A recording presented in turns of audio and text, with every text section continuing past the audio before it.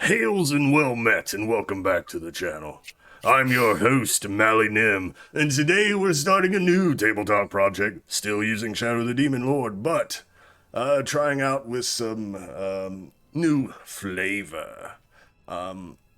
Before I turn it over to my most excellent players, I'd like to do a few shout-outs at the beginning, just to show my love and support. So, first up, shout out to Schwab Entertainment for the tabletop RPG Shadow of the Demon Lord, most excellent.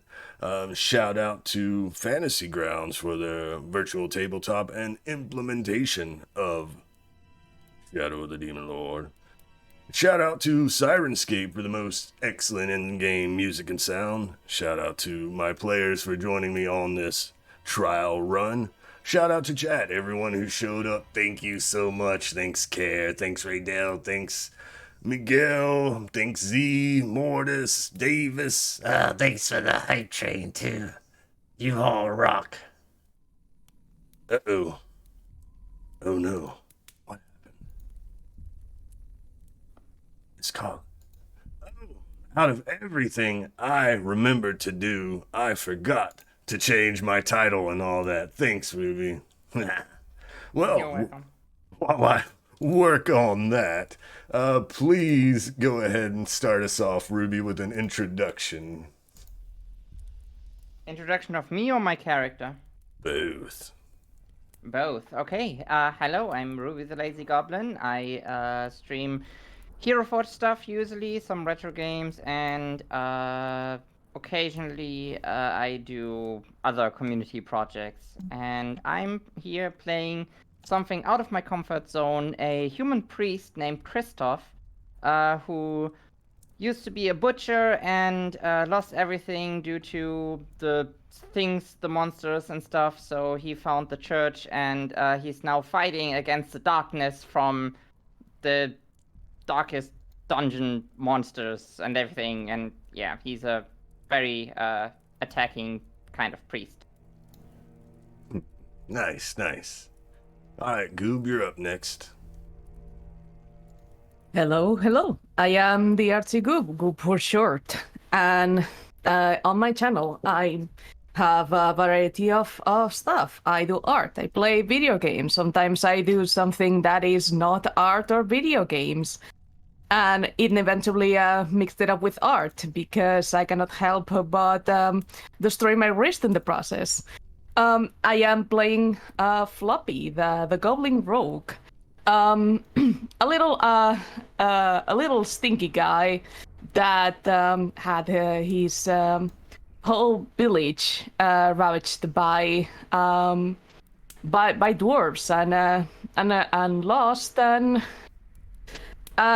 traveling around and ended up living a life of bulgari and all of that, and the little apocalypse that's starting to happen with the darkest dungeon. He had to prevail against the forces that are coming out of there, and just striving to survive the best of his ability.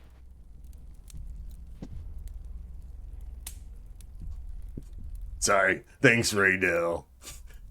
He said check my DMs and he sent a freaking Chad face. Most excellent, Goob. Awesome. Glad to have you along. Next up, please, Twixie, introduce thyself. Hello, I'm Twixie. I'm very silly. Hello.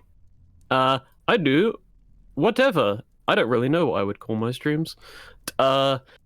Certainly streams. One of the streams of all time. Yes. That is what I do. And I will be playing Scrumple Bingle. His name sounds so ridiculous when I have to say it. Dwarf Warrior. Loves his pubs. Hates orcs. Just doesn't like them. And Darkest Dungeon is trying to shut down his pubs. He doesn't like that. So he fights. Simple as. Nice. Hey, and we got a raid too. Hey, welcome in, Uncanny Venom. Thanks for the raid, much appreciated. Welcome, You had- welcome. Yes, hope you had a most excellent stream. Thanks for stopping by. I'm Mally Nim, tabletop RPG streamer. Enjoy your stay. All right, Faye. My wife. Please. Oh, shite. Another raid. Nah. Oh shit! That's one of the new goblins that I found. Hold on. Yeah, there's a new yeah. goblin you showed us this morning. Hey, thanks for the raid. A storm was here. Thanks for bringing your storm over here. Hope you have had a most excellent stream. Welcome in, raiders. I'm Mally Nim, tabletop RPG streamer. Nah. Sorry, Faye. Please introduce thyself. Oh, that's okay. Hello, my name is Faye Dridia. I'm a fairy druid variety streamer. Yeah. And I'm playing Rose. She is a human warrior, and she is trying to change her reputation. Nice. Hey, First time also- press- Oh, go for it. Also, before we get in, welcome in, Raiders. Mally is only one follower away from 300. oh my Really cool god. if you could follow. Thank you, Uncanny. Okay, that's all. You gotta follow. Whoa, let's go. Thanks. My girl, Oh awesome. shit! 300. Fucking Whoa. go! Congratulations! Thank you so Congrats. much. Thank you so much. Most excellent. Thanks for the follow. A storm was here. Thanks for the follow. Uncanny Venom. Welcome to the War Band, where we fight the shadow. Nah. Nice. Most excellent. All right, let me see. That was character introductions, players. Yes. Okay. So, if my players are ready, we can get this game. Well, no, actually, one more thing. So, I'm a tabletop streamer. I stream a game called Shadow of the Demon Lord. This little project here that I am testing out is Shadow of the Demon Lord, the tabletop RPG, but with, I wouldn't say elements, but inspired by Darkest Dungeon. The setting for sure, and some of the themes as well, but it's not a complete conversion. So, without further ado, if you are ready, my players. Yeah. Oh, I am ready. Let's go.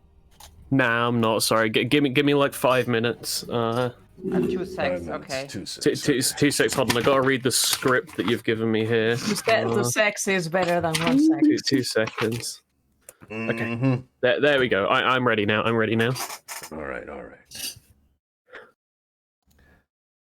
Starting some new music.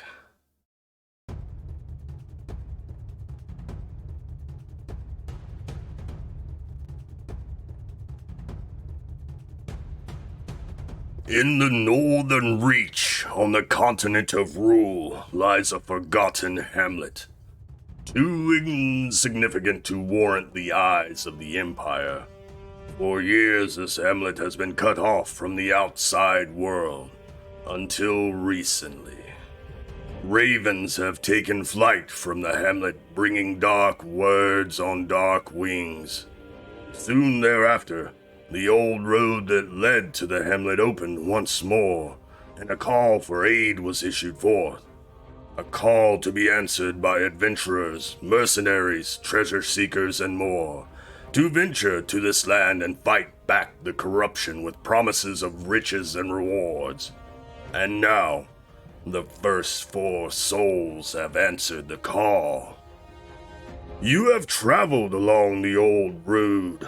It wound with a troubling serpent-like suggestion through the corrupted countryside, leading only, I fear, to ever more tenebrous places. You felt a sickness in the ancient pitted cobbles of the old road, and as you traveled on its writhing path, you foresaw viciousness, violence, and perhaps other damnably transcendent terrors you would face. So steel yourself, and remember, there can be no bravery without madness. The old road has taken you to hell, but in that gaping abyss, you will find your redemption. You arrive, foolishly seeking fortune and glory in this domain of the damned. And let me change music. Yeah. Holy shit, that was awesome. Love it. Oh, You were getting thanks. so much better at like doing the intro alongside the music. It's actually sick. Thank you. All right. So, as I said, you travel through the old road. Your reasons are your own. We'll find out soon. But a carriage has taken the four of you as you've traveled through the old road to this lost, forgotten hamlet. You arrive, cross a stone bridge. You see the hamlet before you. The skies are gray, cloudy. You see disheveled buildings. You can tell there's a tavern approaching to your left. Doesn't seem to have had much business. There are villagers milling about.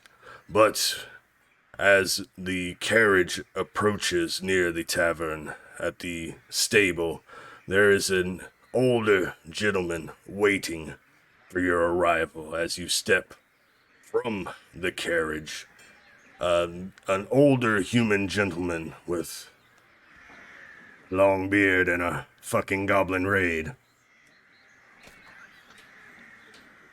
Hey, what's up, Raiders? Welcome in. Thanks for the raid. What's up, Yam?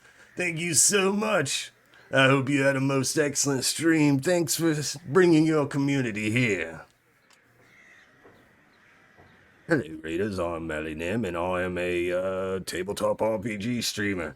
And we're doing some Shadow of the Demon Lord and Darkest Dungeons. Right now, our characters are exiting a carriage and are greeted by an older gentleman, large gray beard, wearing a nice coat, long, dark brown coat, aged skin, crow's feet on the eyes. And as you step from the carriage, he's like, "Yes, welcome to the hamlet of Ruin. I am Alistair Pentagast. I am the one who sent the call. Are you must be the first to arrive. Please follow me. I will take you to the tavern. There's not much in the way of supplies. We don't have much to drink, but please come, sit, talk." And he will lead you into the tavern. Let's see if I did that. Nope. Oh, well, I can't remember what the thing is, but there's a thing for the players. Most excellently. So he leads you into the tavern. As he opens the door and ushers you in, there's a goblin standing behind the counter. He has got dirty brown hair, disheveled, wearing no shirt, but standing there. He looks like he's cleaning a shot glass with a rag, but the rag seems to be just hanging off his chest as he's spinning the glass inside the rag inside the glass on his chest. He's like, We're not open for business right now. We're still getting stocked up, and "Oh, don't worry, Mr. Fingers. I'm just here for a meeting.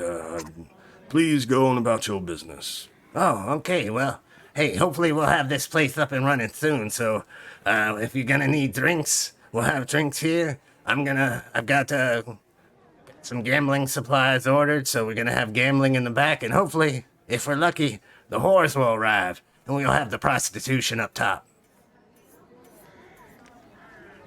Oh, yes. So he Alistair ushers you to a table and sits you down. "Please, I've introduced myself. Please, I'd like to get to know you a little bit more since we're be working together. He turns towards you, Christoph. And you can describe like how your character looks and whatnot, but he asks you, "Oh, what is your name, and why have you answered the call?" So you see well, you don't see much of his face. It's very covered by his large, kind of. I think those heads were like, the witch hunter heads. Think of think of this uh, uh, shit. I forgot the name, but yeah, it's like one of these big heads they use for turkey hunting and stuff. Like a Um, pilgrim hat. Pilgrim yeah, hat, like a yeah. pilgrim hat. Thank you, thank you. And he has like it's covered in like a coat and like lots and lots of clothes and stuff. You don't see much of his face, but the things you see, like he seems to be a little bit older, not too old. Uh, no hair, and he's just in and on itself, looking around a little bit, clearly uncomfortable in this space. But yeah, and he mumbles something like, uh, "Well, I'm Christoph. I I came here to cleanse the lands. I sorry. When do we go?" When do we go now? Please, patience. I would like to get to know the rest of your companions here before we get started proper. Alistair will turn towards you, Floppy. Ah, yes, my goblin friend. Please, introduce yourself, and why have you taken the call? Well, my name is Floppy. I have come here because I heard that you could do very good coin, and I want to flipping bunk those things that are coming out from everywhere, and I just want to do good coin, man. I don't have anywhere else to go. And yeah, you see like pretty tall and lanky looking goblin with very hooked and crooked nose. The teeth are sprouting out of the from the mouth. Very a little bit rotten, a little bit disheveled, and very thick eyebrows, receding hairline. This goblin looks like he's a little bit past middle age. Long white hair tied in a high ponytail, and the wearing clothes that are made out of clearly from things that he has found everywhere. And the one of the things that are the most notable about his looks is that his ears are incredibly long, all the way to his ass, and they are just like almost like they are just like extra appendixes that are just falling down to the sides. And currently he's just like putting them over his shoulders, sort of like when you pull your hair over your shoulders, if they are if it's pretty long. And it's just looking at this man very intently, just tapping his feet, pretty eager to to do whatever we are going to do. It's nice. And then, Alistair. Oh, good. I'm so glad. I appreciate you answering. I hope I can provide what you're looking for. Turns towards the dwarf, and you, Master Dwarf, uh, please introduce yourself, and why have you answered the call? So sitting there is a lovely stout little dwarf, probably a little bit shorter than average, but he's balding. He's got a, like, long grey beard, all the standard dwarven things. Just wearing some like nice soft leather armor as he extends a hand towards Alistair. And he's just like, "Scrumple Binglebeard at your service, right here." God, I'm butchering a Scottish accent. And I've heard that the Northern Rule has the best ale that you can possibly have, but didn't you say you were light on drinks here? Wait, what? Only most recently, since I have arrived, the old road has been open, so we haven't had much trade. Hopefully that will change soon. Ah, fuck. Well, as long as I can smash some fucking heads, I'll be fine. Oh, maybe some of the locals might have some, hidden breweries themselves, the, illegal kind. Maybe you can find some of that, but, for now, yes, we are waiting for supplies. I see. Well, if all I gotta do is smash some fucking heads for these peasants, then... might as well get down to it, then. Well, I appreciate your answering the call. And you, milady. He turns towards Rose. Please introduce yourself, and why have you answered the call?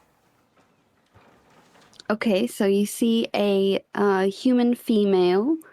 She has very pale skin, very dark, deep red hair, and her style is in like Western attire, like cowboy hat and boots and just Western style clothes.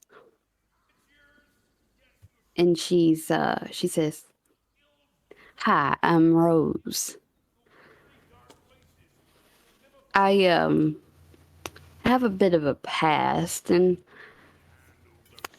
I want to change my reputation. See, I was an outlaw, and I just want to change that."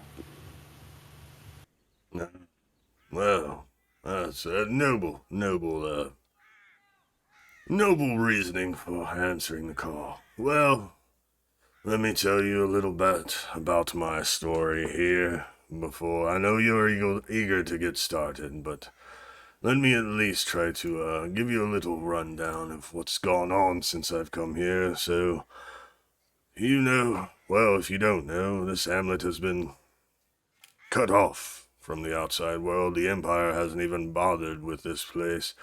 Hell, I didn't even know I had an ancestor until recently when Raven brought word that the Pentagast ancestral home was in ruin and needed to be repaired, and I decided to gather a few mercenaries and come investigate myself. We were waylaid by bandits on the old road, but they were swiftly defeated, but unfortunately, my companions, Reynold and Dismas, suffered mortal wounds and were not able to continue the trip. But the old road is open now, as you see. You've come here yourselves. So, I've heard rumors here, and I haven't quite warmed up to the townsfolk yet. They haven't quite warmed up to me, but as the days progress, I will be working with that and trying to figure out any issues that they need. There have been rumors of corruption around here. Bandits still in the Weald. Bandits in the ruins. Undead. Rumors of cult activity. And fudge the troll, new viewer, what system is this? Yes, Shadow of the Demon Lord. Thank you, Twixie. We will be playing Shadow of the Demon Lord, and we will go into a screen and combat and all that jazz. But for now, Hey, thanks for the follow, Fudge the Troll. Welcome to the world, man. if you don't mind, we can walk the hamlet. I can show you around a little bit, but for now, I will tell you, yes, anytime you need work, you just come to me.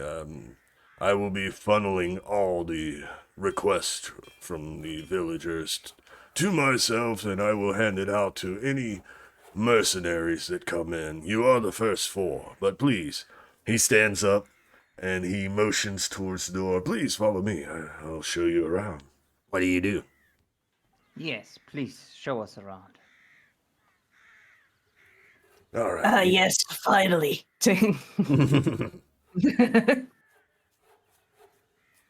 All right. He will take you outside, exit the tavern, the hamlet, the town square lays before you, a well in the center. You see across the way there, that is the blacksmith station. He hasn't had much work, mostly farm tools and implements. He's a escaped slave from the Empire. He's been living here. His family has been living here for a while. Not the most pleasant to look upon. His nose and ears were taken by the rot a few years back, so he's got the name. He's taken the nickname Dreadface, but he is our orc blacksmith, so if you need any weapons or gear, he should be able to fit you up proper. And then, Alistair will continue walking and showing off the areas, Then we have a abbey here as well. You might find that to your liking, Christoph. I almost assumed that you were the new priest to come in, but we did have a priest come in recently to take over the abbey, though I think they are still setting it up. And then he Wonderful. And then he shows off the guild hall. It's still not open, but this is where you can do training if you need to, between jobs that I give you. If you need some time to hone your skills, this guild hall should be up and running within a week's time. Hopefully this whole hamlet will be up and running once more. Hear word that the old road is open once more. And he will show you around the hamlet for a little bit, chat a little bit, and they will stop at the sanitarium. So, this is the last place I was going to show you, the sanitarium. This is where the sick and infirm go. Right now, actually, this is the first person who actually came to me requesting aid. So, this might be your first job here. Please, speak with the nurse inside. She will have more information. And I will reward you for any work you do around the hamlet. He reaches into his coin pouch and brings out some silver and hands you each 1 silver shilling. This is your upfront payment for any work rendered. You can use it to buy supplies if you need to. And if you are able to aid the nurse in the sanitarium with whatever troubles her, then I will have a reward for you as well.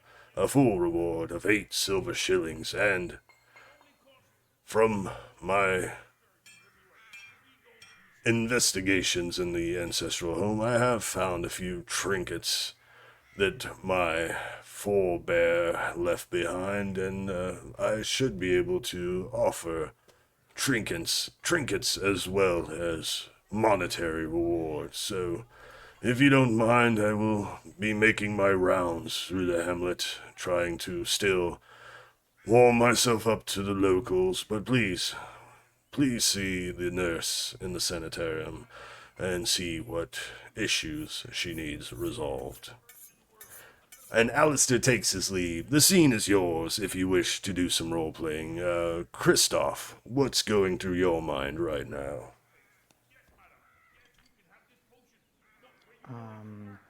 Christoph is taking everything in from this new place. Um, Still a little bit like uncomfortable just because it's like many new people, and he's just uh, uh, uh, trying trying to think of the best way of helping these poor souls that have to live here.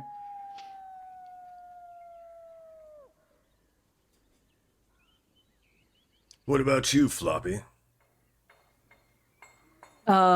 Floppy is taking in everything and seeing isolated and how everything is.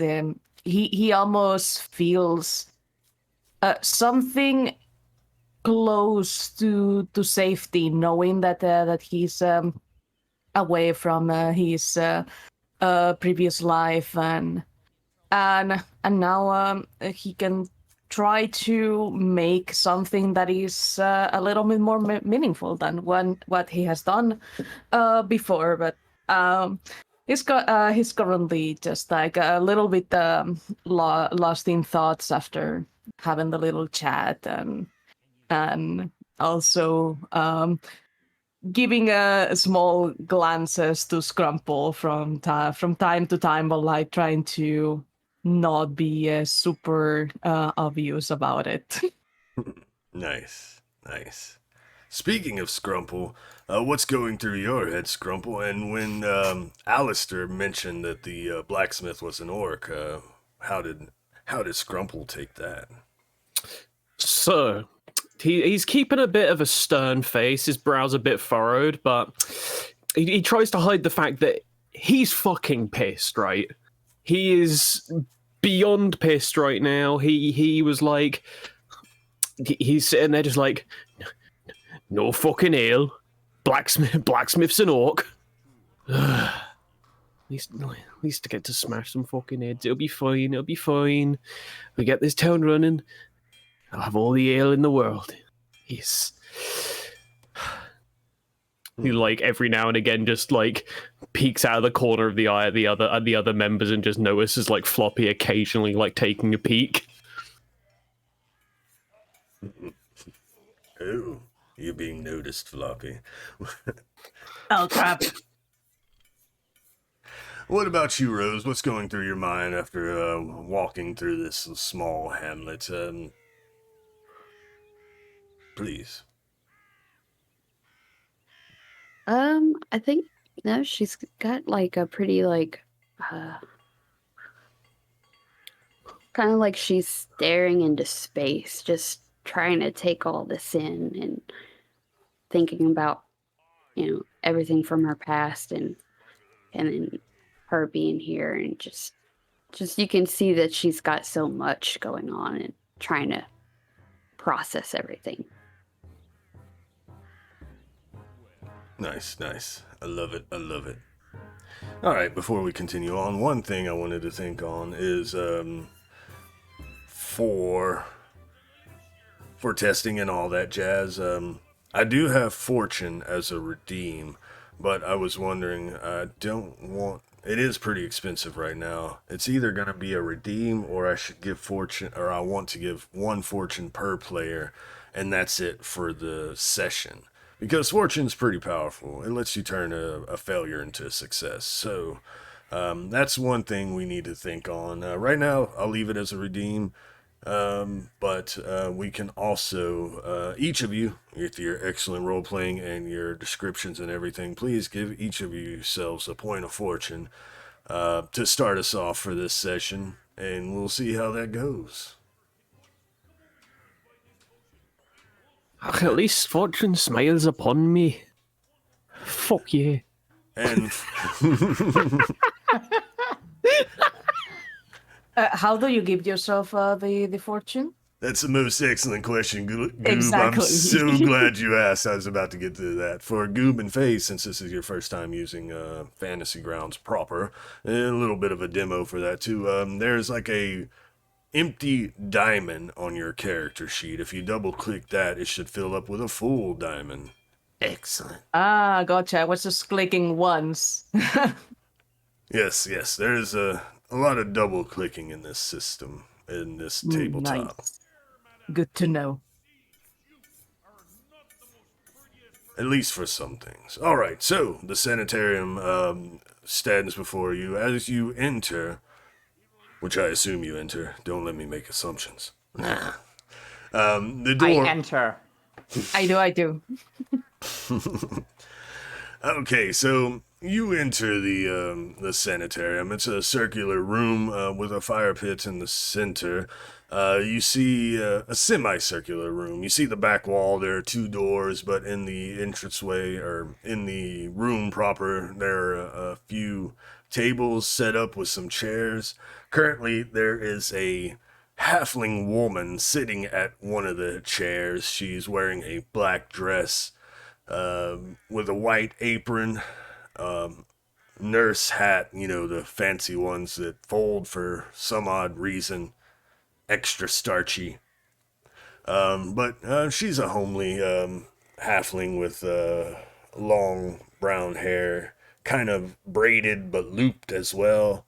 As the door opens and she sees you enter, she will greet you. Oh, new faces, eh? Welcome in. What can I help you with? Scrumple like pushes in front when he sees the nurse. He's just like, "Well, hello, lass. we told that you have some work here for us, hey?" Well, You see, you see that Floppy's face just it's like comically grimaces, like like one of those animation frames of just like the a person just changing absolutely every single muscle in their face. Like Oblivion faces. Yes. Nice. And if this was like a show episode, it'd be like a split scene. We see half of the scene with Scrumpy doing that face, and then when he notices you, or Scrumpy, sorry, Floppy, and when she notices you, Floppy, she does the same grimace face as well. So it's like a split scene, but then she tries to hide it fast because she's a nurse, oh, yes, not necessarily work, but I had a strange issue. Patients came in. Something I've never seen before. Please. She will take you to one of the doors in the back and usher you in. Raydell says, by the way, human warrior hype. Okay, yes, human warrior. She opens the door and there's a set of beds. And currently there are 2 human men, kind of, tossing, moaning, covered in sweat, very pale. What the fuck are they doing? They seem like, no, they're in separate beds. Oh, okay. This is a nursery, Ruby. Oh my god. Well, we just let them finish and then we'll come check on. It's best to let them finish. No, she ushers you in, and you see that these 2 men, it looks like they're sweating profusely, like some kind of sickness, some kind of fever. She's like, And their friend brought them in early in the morn, like this. They were sick, throwing up, sweaty, feverish, and I've noticed. She goes up to one of them. He looks up at her and moans, and it's like, just let me show them. These strange. It looks like just like maybe another human bit them or something. They have teeth marks on here. Not something I've dealt with before. I don't know. Maybe they were diseased. Maybe they caught a sickness from some strange bandit. I don't know. She turns to you, Kristoff, looking like a priest. Have you ever ran into anything like this, Father? I don't know, DM. Have I? That is the most excellent question. Let's get a intelligence challenge roll. Let's pull up your character sheet. Let's actually switch Yeah. scenes. Mhm. Just so. We can have the dice roller here as well. Oh, there we go. Players. I didn't change it to Faye. Sorry, Faye, it still has Care Bear on there. I'm so fucking prepared.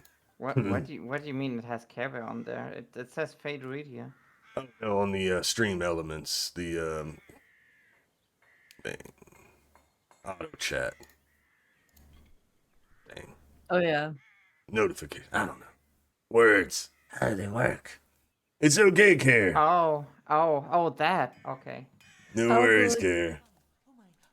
Yep, I am so prepared. But yes, I was gonna pull up your character sheet. I know you're a priest, so I'm gonna give you a boon to this role for being a priest, but let's see your background real quick. Let's put you... Let's line it up better. Butcher and Acolyte of the New God. I think being an Acolyte and a priest will give you actually 2 bades on this boons. 2 Two boons. Banes. Okay. No, 2 boons on this intelligence challenge roll. Oh, this is well. This is good.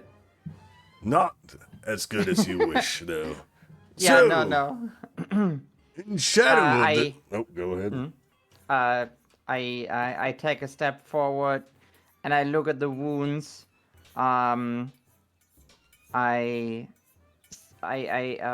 mutter a quick prayer for these people. Astrid may heal them, but I can't. Yes, and for those watching at home, Shadow of the Demon Lord, when you make a challenge roll, quote-unquote skill check, the DC is always 10. So, easily know that a 9 fails, unfortunately. But yes, with a 9, you haven't heard of this kind of illness before. The best guess you could come across is what the nurse said as well, that these people might have been bitten by a diseased human and are just catching some kind of illness. And then as you say your prayer, Kristoff, one of them chokes, vomits, and then stops moving, and the other one follows suit. Oh no! The nurse starts shaking him, checking for pulses. Oh, what? No, no! Oh no, they're both dead. Don't worry, little one. Death is only a gateway to the next life. I can't believe you killed them. I did not kill them, you moron. Well, it seems like you were praying there and then suddenly they fucking died, so... Connect the dots, you know. I'm not interacting with you anymore.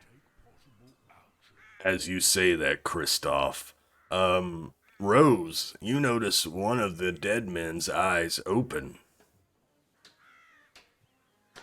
I think one of them's alive. Look. And then you hear,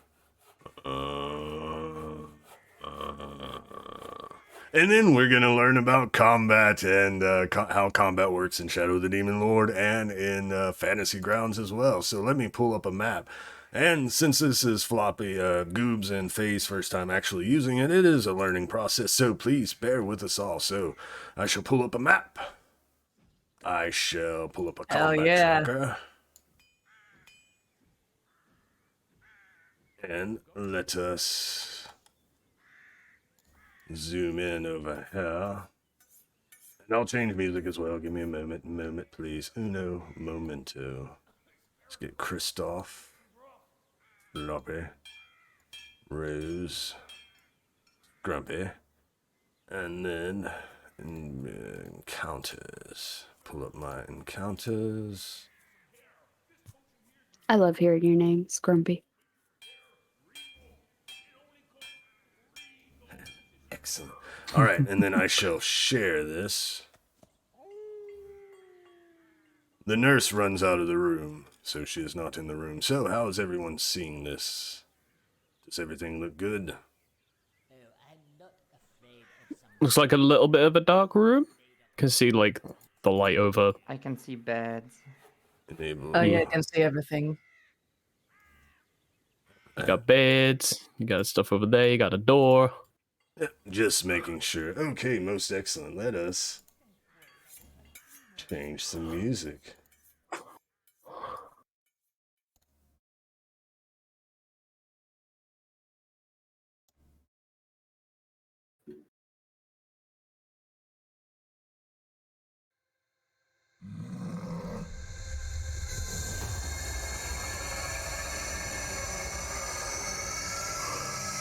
Nice, nice. So, the way combat works in Shadow of the Demon Lord is, it is broken up into rounds, which are broken up into turns. So, there's 3 turns in a round. Fast turns, slow turns, and the end of the round. So, if you and players and NPCs choose whether they're taking fast or slow turns. If you're taking a fast turn, then you can move or attack. But if you're taking a slow turn, then you can do both move and take an action. I said attack. So you can either move or use an action on fast, and then on slow you can do both.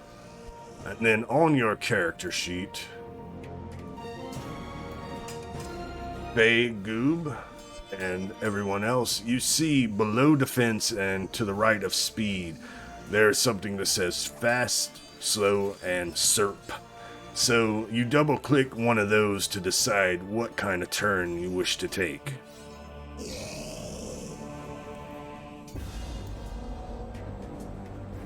And I believe my zombies can only take slow turns. Question. Yes.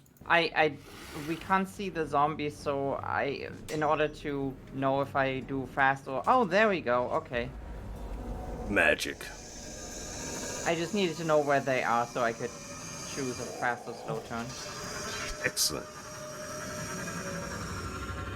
Alright, so this will be the beginning of round 1. So, fast turns, it seems like every single player has chosen fast turns, so the way combat works is during these turns, players get to choose which order they go in, so it makes combat a lot more strategic. So you don't have to wait for, oh, my initiative's last, so I can't fucking buff my warrior, and they won't get the buff until next round. No, I'm gonna buff you, warrior, before you go, that kind of thing. So, at the beginning of round 1, who wishes to go first? And don't everyone speak at once. Can I? Because like I'm near a zombie. You're gosh darn right you can. Alright, so Christoph, what do you wish to do? Okay, I get out my my club, my hammer basically. And I say, "Forgive me, Astrid, as I make this poor creature to taste the pain." And I hit it with my hammer. Is it laying in bed? Do I get like some kind of boon? Is it prone or anything? We'll say for the purpose of this combat, they stood up. And you notice that they are hostile, so they are standing. You know, when they were getting up, it was like, oh, they're okay, but then you realize, oh no, shit's fucking weird. And also, hey, I'm remembering things. So, another test thing. I want to add as much, stress, quote unquote, stress and insanity. So these creatures normally have frightening. So I am considering... Right. Yes, I am considering raising frightening to horrifying for any creature with frightening. Change it to horrifying, and then but nerfing frightened so you don't have the 3 banes. You would only have 1 bane. But So we'll see how this goes. So everyone, as these creatures rise, and you see still vomit on their chest and stuff, and their eyes have gone white, their skin pale. They just died and they're rising. This shit's freaking you out. I need everyone to give me a will challenge roll before combat starts proper. And in order to do that, let's see if anyone needs help. Nope, Floppy's good. I fail. I'm terrified. Okay, then I will change. I'm not that brave. I will change something because I didn't know that I would be frightened. Right. So we can, if you don't know how to add the frightened condition, we can do that. But hey, our classic tiers player both failed. So since I'm upgrading frightened to horrifying, that means instead of being frightened, you both gain your first point of insanity. Hell yes. So go ahead and mark insanity, and you will be frightened for a number of rounds equal to your insanity score total. Which is another thing that I want to add in, is to the ability to end that early with a successful save at the end of round. So when you start getting hella insanity, it won't be as bad to be like frightened for like 8 rounds. No, yes, 8 rounds, but with the opportunity to shrug it off. We'll see how that goes. So, yes, currently, Kristoff, especially then- never even reading or knowing about these creatures, this has put a little strain on your mental fortitude. So, you get your insanity and you're going first. What do you wish to do? Yeah, then I will get my holy symbol, which is it's a snake that basically it's a ring that is made of a snake that eats itself. And Ouroboros. I clamp to it and I speak a short prayer to to Astrid. To stand by me in this in this frightening times, and I cast blessing on myself. Nice. Please enlighten those at home. What does blessing do? So blessing blessing allows me to make attack rolls and challenge rolls with 1 boon, and I cannot be frightened. So I think that negates the frightening thing. I would say so as well. So you are not frightened for 1 round. What does the magic look like when you are blessed? It doesn't look like anything very special. As the holy symbol lights up a little bit in like yellow light, it spreads throughout my whole body. And then like there's only like little, like when you get like power ups from in a video game, you know, you have like little particle effects coming from the body, just very faintly. You know, you see some holy light coming off of Kristoff right now. Nice. I love it.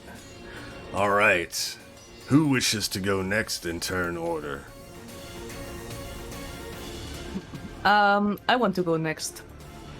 Loppy, you're up. Okay. So I see these people just rising up from the beds, and I like. Okay. What the hell is this? And I take out my sling from like a scythe from my belt. I put a little stone on it, and I shoot at this one. So how do I do that? Because I know that that there's a way to like target. Yes, whichever one you wish to target, hover over it and hold control and click it. Yes, and I can see that Floppy has Zombie 1 targeted. Yeah. Alright, Okay, I see. alright. Okay. Perfect. And then to roll your attack, You said your sling, right? Yes. So next to the sling, there is the dice. So go ahead and click that dice. One should be fine for the roll. If not, then it'll be a double click. Mm-hmm. And question: could I use trickery for this attack? Of course you can. And in order to go ahead and add that boon, you see the picket fence to the far right, the white one and the red one with the zeros. Yeah. Hover over the white one, hold control, and use your mouse wheel to move it up to 1. Excellent. Gotcha. And Nice. now it should roll with the bonus. Let's do this.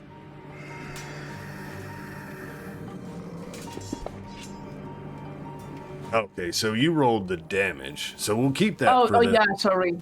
So Yeah, roll yeah. the d20 first, and we'll see if it hits. It does hit, and we will keep the 3 damage marked on Zombie 1. Most excellent. And the trickery attack does like an extra d6, right? It does, so just roll the d6, and I will manually add that in for you. Gotcha. We can always set up a separate thing for trickery. 1. Excellent. Can you seize opportunity? Or is that later levels? Level 2, yes. Ah. Yeah, I am just I'm just a little guy. So yeah, I do that, and I take out the sling, spin it and throw the rock to its head.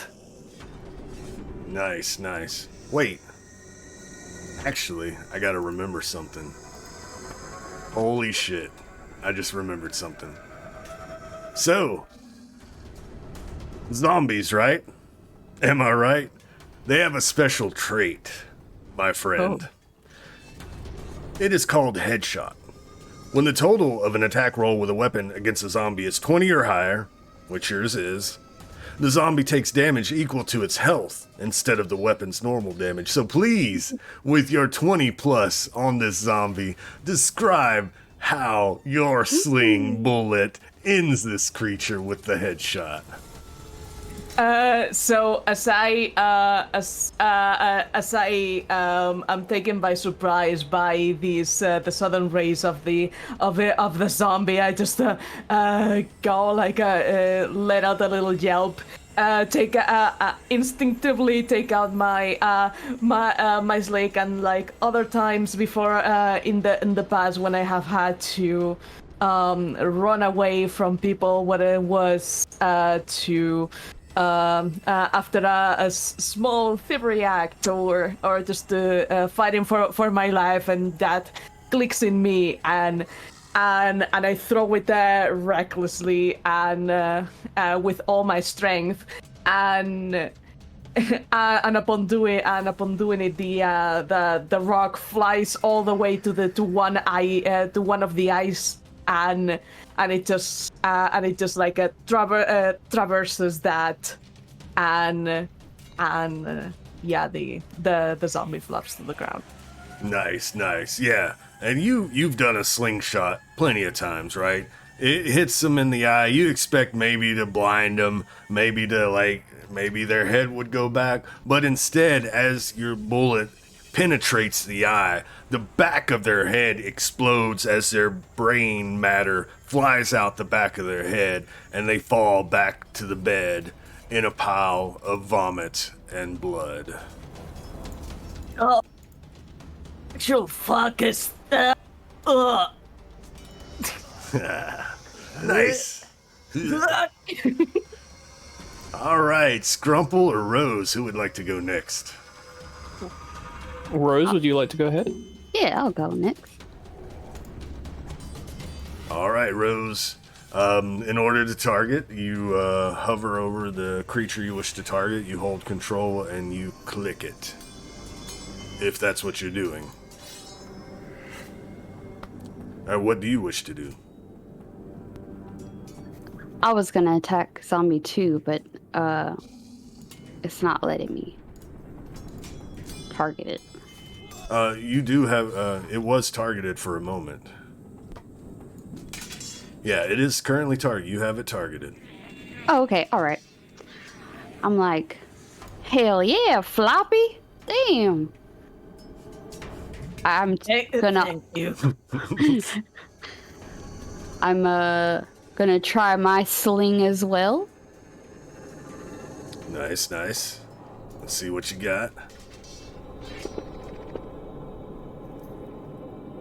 Oh shit! Woo! We got just two Wow. Let's popping heads go. of zombies. What the fuck? I know. Let me double Beginner's check. luck. Yes. Description. So I didn't even get to roll an attack. Let me double check traits. It's 20 or higher. Yes, it. So Hell yeah. describe how Floppy inspires you, and you repeat that as well. So describe your kill, please. Heck yeah, I saw Floppy take out the sling and just immediately annihilate the zombie, and I was like, hell yeah! And I grabbed my sling and I'm like, just this like boost of like, I can do this too. Heck yeah! And then I give it all my oomph into throwing that rock. Nice. The same thing. You've hit many a person with a sling before. You figured the rock would just leave a welt on their forehead, but instead it cracks the skull, enters into the brain pan, and brain matter flies out the back of their head as they crumple into their pile of vomit and blood on the bed. And combat is over. Shortest combat ever. Right. Hey, it's perfect. It's a trial. We're testing things, a little fun combat. Christoph can't believe his eyes. Just like he was extremely frightened, and then like those two just pop these heads like willy nilly, and he turns around and bows down his head a little bit and just says, "My deepest respect to both of you." Scrumple is like standing a little bit away from the group in the corner as he's just like he's a little bit shaken, and the second like one person turns around, he quickly like draws his hammer from his back, giving like an angry look. I was about to join you. Just good work. I go over to Floppy to give a high five. I just like I'm still a little bit shaken and look at you and I oh shit, that was so good. I reach my hand and give us a high five. Team Sling. Damn saying. Team Sling. All right, so the nurse, the halfling nurse, will peek into the room. What happened?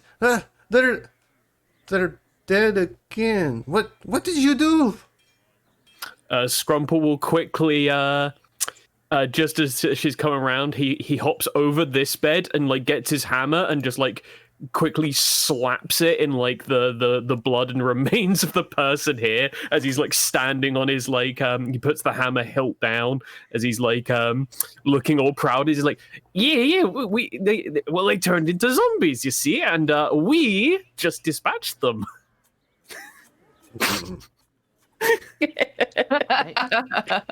I am a witness. I can say this group, they are worthy of my blessing. Oh, well, this is concerning. If there's creatures like this, I don't know what these men got into. Like I said, their friend brought them in this morning. I heard the caretaker, Alistair, he is going to start hiring people like yourselves to investigate. I asked for aid. I did not know this would happen, but I guess if I were to if I were to say what I would want done, I don't want these creatures around. Maybe find out what happened. See if you can find out how these men were bitten and what caused this. That would be my request from the caretaker. Please, can you show us who brought them here? Yes, I'll give you directions to their home. It's a small hamlet, so it's not. You shouldn't get lost, really. And she will give you directions. She says, and maybe if you could, I know Cyrus there, the one that you're standing next to, the corpse Scrumple, had no family or relatives, but Ray, she points down to the other bed. He had a wife. If you could stop by her hovel as well and give the news of what happened, I don't think I'm in the right mind to be delivering such dark words. Ray? Shadow Legends. How did you know his surname? No, I've I'm heard of this man. I'm kidding. Peasants don't get last names. All right. So, what do you wish to do from here? Don't you worry, fair maiden. We're gonna go tell the family for you. You don't have to worry about a thing. Sure, yeah, that's I follow the dwarf. Excellent. He seems to know what's to be done. Excellent. Apparently he does. So I kind of discussed this before, but I do want to add a little bit of what I was doing in Shadows Fall, Tears of Heaven as well. You know, giving you the scene for role playing amongst yourself. So the scene changes as you exit the sanitarium and make your way through the hamlet towards your destination. The scene is yours if you wish to roleplay, maybe discuss what happened recently and your plans as you make your way to either the new widow's house or the drunkard's house. Your call. So, the scene is yours. Christoph, start us off. This is horrible. I didn't expect that it would spread into the village itself. What, you weren't expecting blood and gore and zombies and shit when we got like a letter that said so? Oh no, I was expecting it, but not so close. It's all terrible. These people, they deserve a safe space. Well, made it a little bit safer by blowing off their heads, right, Rose? Hell yeah. Yeah, you are formidable fighters. Why, thank Yeah, you. we are a group of formidable fighters, aren't we? Since Christoph didn't see that the dwarf didn't do anything, Christoph will nod to Scrumple, and you maybe see even a little bit of a smile, and I'm glad to be working with all of you. The dwarf did not do shit. Hey, shut your fucking trap, goblin. Unless you want to taste me metal in your head. Like you did with the zombie, sure. Please, everyone. It's alright, Scrumple. I'll make sure I leave you something next time.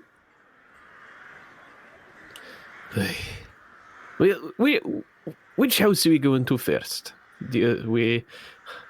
I heard one of them was a drunkard. Maybe they have some extra things at home. We should tell the family.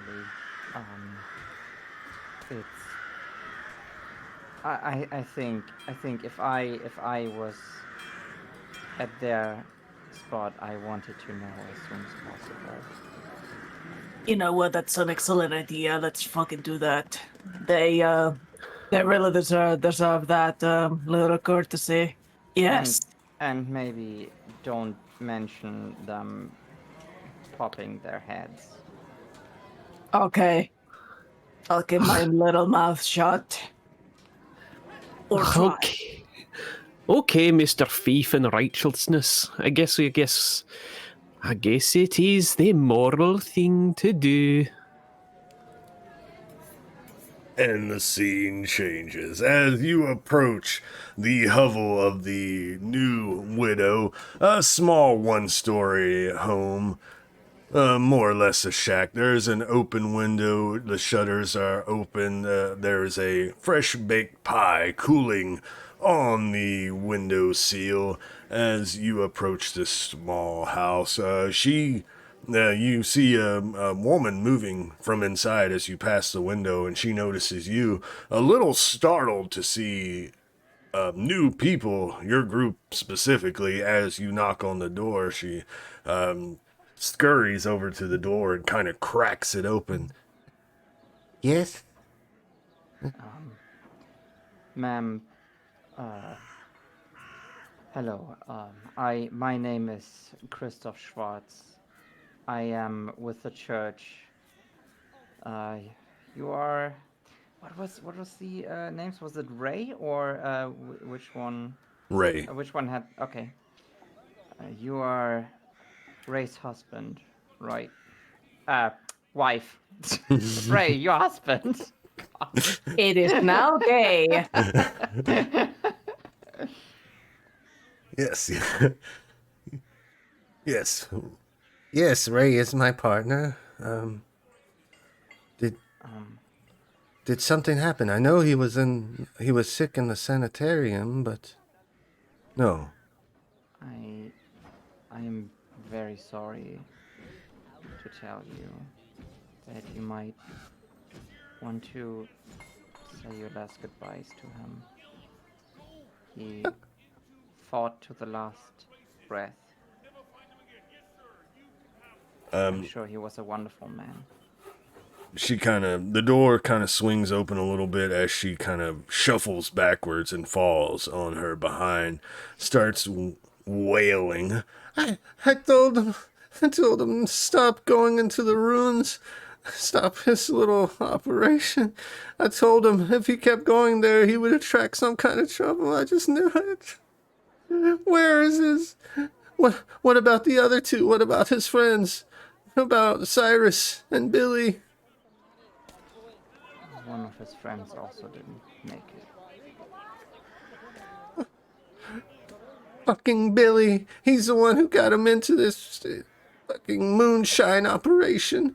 If we can do anything for you, Yeah, if you can do anything at all, including about this moonshine operation.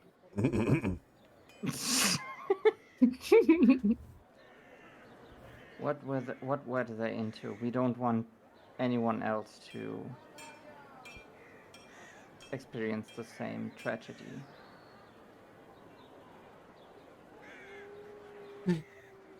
What was the question? What were they doing, basically? Like, that was my question. To maybe, like, whatever happened to them, you know, for us to stop that. He didn't keep me informed too much. I just know he said he found stashes in the ruins, the ones that lead up to the old estate. He said he found stashes of equipment that he could use to upgrade his operation. You know, we haven't had much in the way of supplies coming here, and, you know, men and their booze, they can't get enough of it.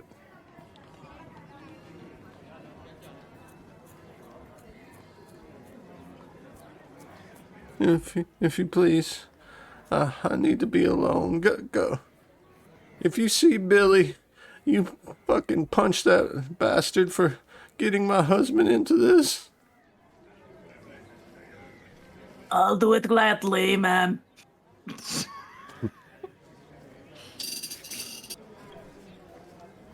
And I was fucked up. I'm so sorry.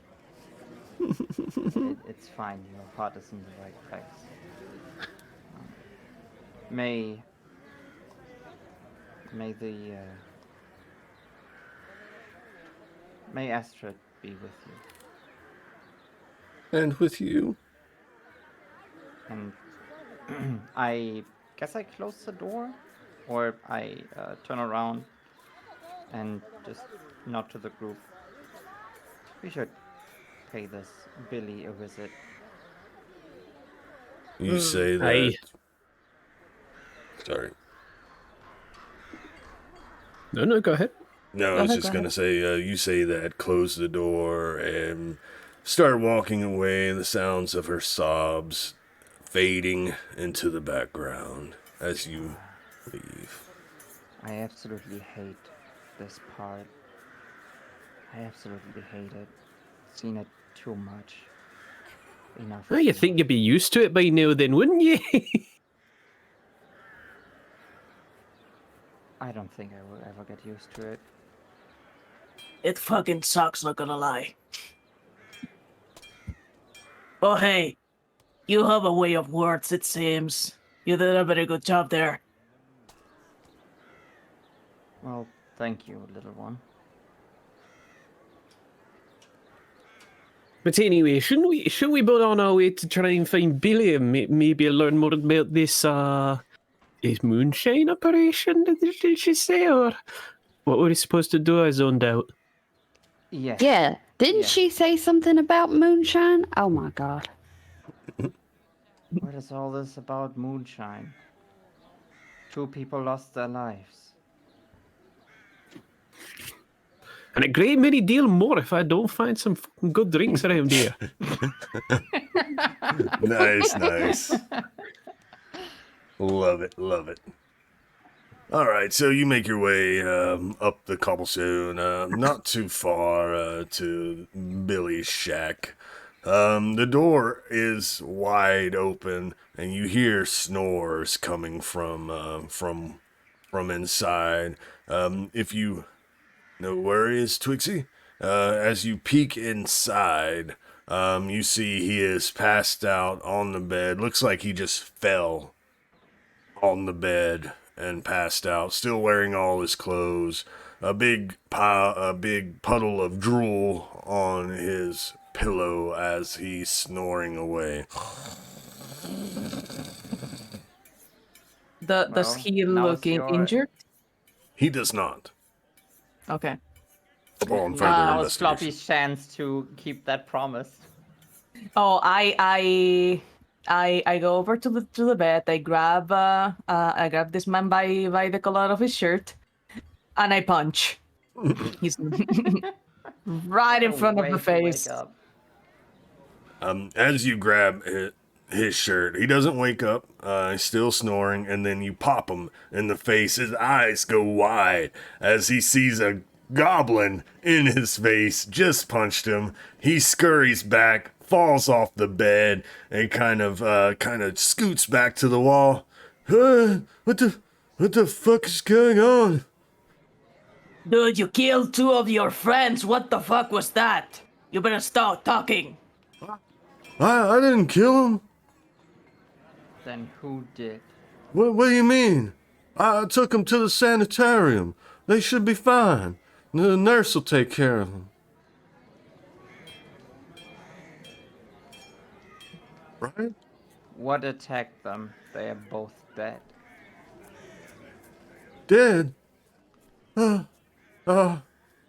You see, he's still collecting himself, trying to wake up, eyes fluttering. He's like trying to rub the sleep. He's like holding his head from ostensibly a hangover and also a punch to the face. It's like, oh, sorry. Who does that? Who punches someone awake? Oh. I made a promise. You need to tell us about this moonshine operation. Word travels fast around here. I don't even know who you are. Who are you? Don't worry about who we are. You need to tell us now. He's like trying to collect himself for a moment, just waking up from a drunken sleep, getting punched by a goblin. As he shakes himself for a little bit, he's like, well, I found in the ruins, those ruins heading up to the old estate. I was doing a little exploring because started a little operation since we ain't got much good booze around here, trying to get us started. But when I was in there, I seen this little lab and it had all kinds of glasses and tubes and kind of and stuff that could upgrade our operation, maybe make a larger supply. So I gathered up Cyrus and Ray and told them, hey, come with me. We can gather this up. We can upgrade our operation. And shouldn't have went at night, but went in there and there's this man. He was naked as a jaybird. He approached us. I tried to say hello, but he just was moaning, and Ray stepped up and he was like, now who the hell do you think you are? This is our supply. And I was like, hey Ray, watch out. He's trying. And then this man just hugged him and started biting on him, and Cyrus tried to pull him off of Ray, and then that thing bit Ray. And I was like, no, fuck this, we gotta go.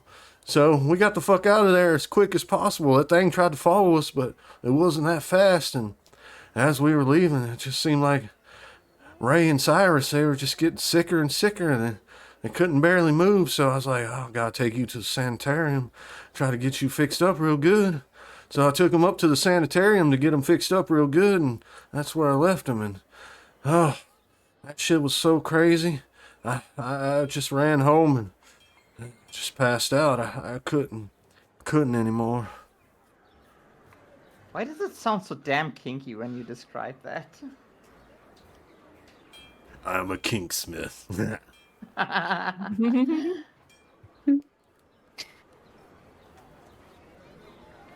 So where do you find this?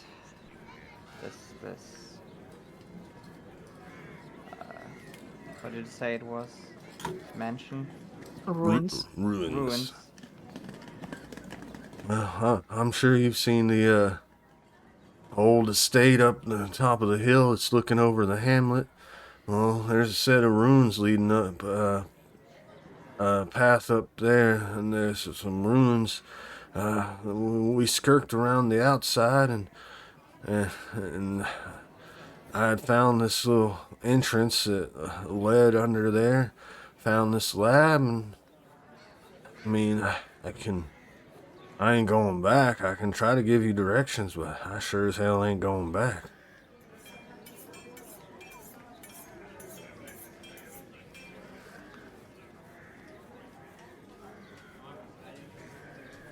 You hear along the trail behind you like this, just the stamping of short dwarven legs.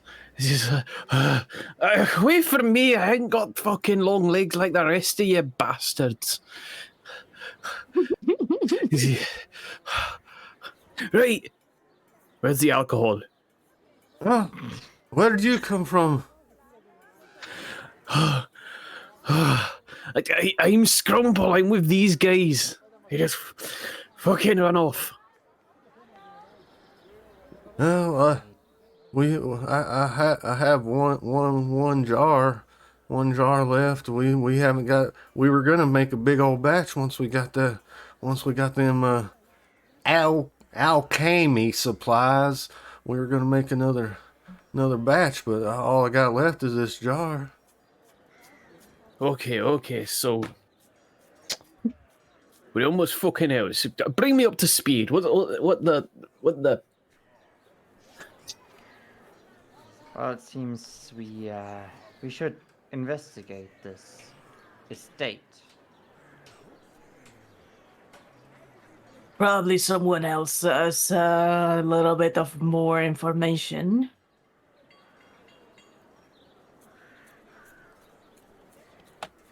Okay, so we gotta go to some mansion of some kind to find out what the fuck is going on. Is that right? Well, not the mansion Yeah. itself. The ruins before the mansion. The ruins before the mansion.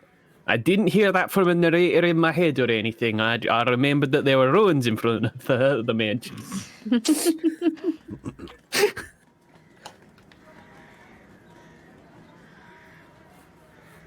So, what do you wish? Where are you going? What do you wish to do? To the I didn't know his name. I'm always so slow with taking notes sometimes.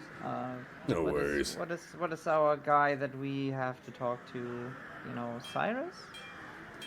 Well, Cyrus and Ray was it- are both dead, and Billy's Oh, the one you're right. talking to now. Okay, yeah. So we talked to Billy. I am Big Billy. Sorry.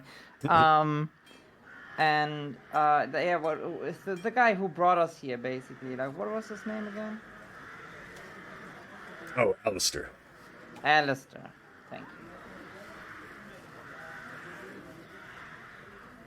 you. Alistair of the Pentagast estate. Yeah, should we maybe talk to him? Probably he knows more. Yeah, the more information that we can get from this Pentagast fellow, and we'll be able to find the booze in no time. Yes, there might be also booze for you.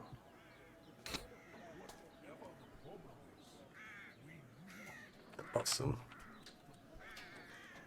Thanks, Davis, and thanks, Bean. Welcome in, welcome in. Bean is trying to.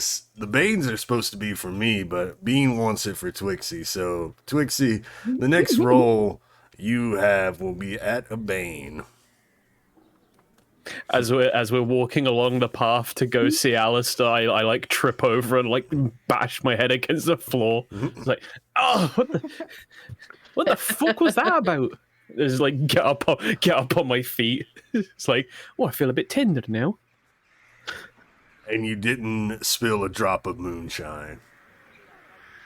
Oh, I already drunk that. It's fine. Oh, okay. It's safely stored in the dwarf. Nice.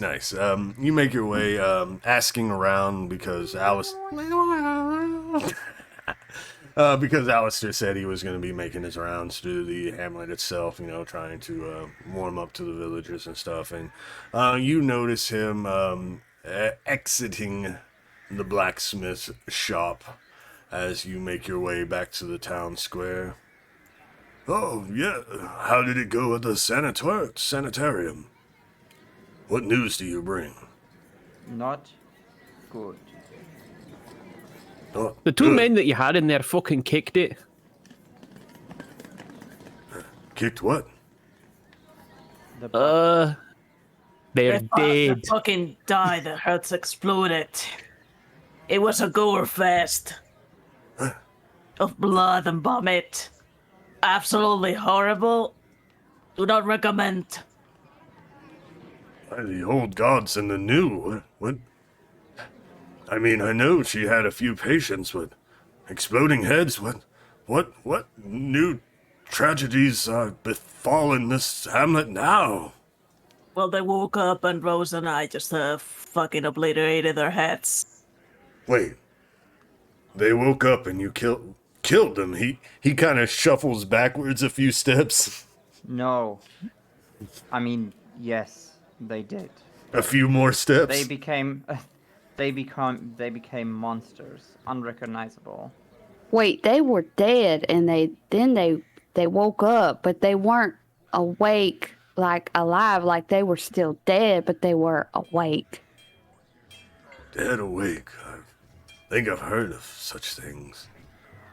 Oh, geez, I've inherited more problems than I can comprehend at this moment. Well, did the nurse ask for anything else? I do not believe this is enough to warrant a payment yet.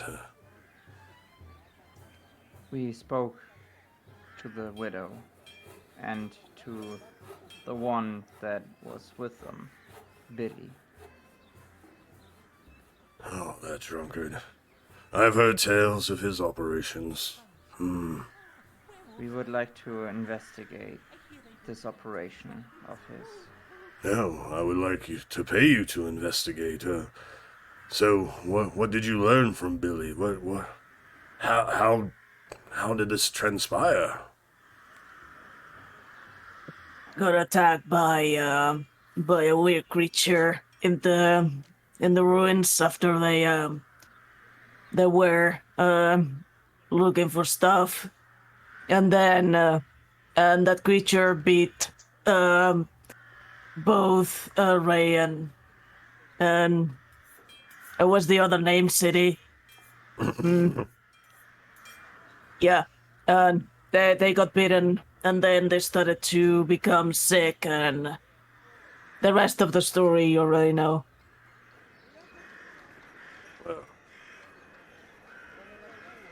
Well then, yes. So I believe for the payment, the 8 shillings and the trinket, I say investigate what Billy told you. Investigate the room in the ruins. See if you can find this creature, at least evidence of it, any kind of evidence. If you can bring me back knowledge, evidence, or proof that you've dispatched this creature you speak of, then I will gladly pay you your reward. Being chilling? And that reward might be 8 silver shillings each, and 1 trinket to divide as you see fit between the 4 of you. Sounds good to me.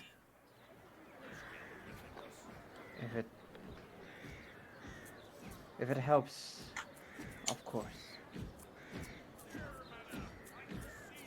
Most excellent.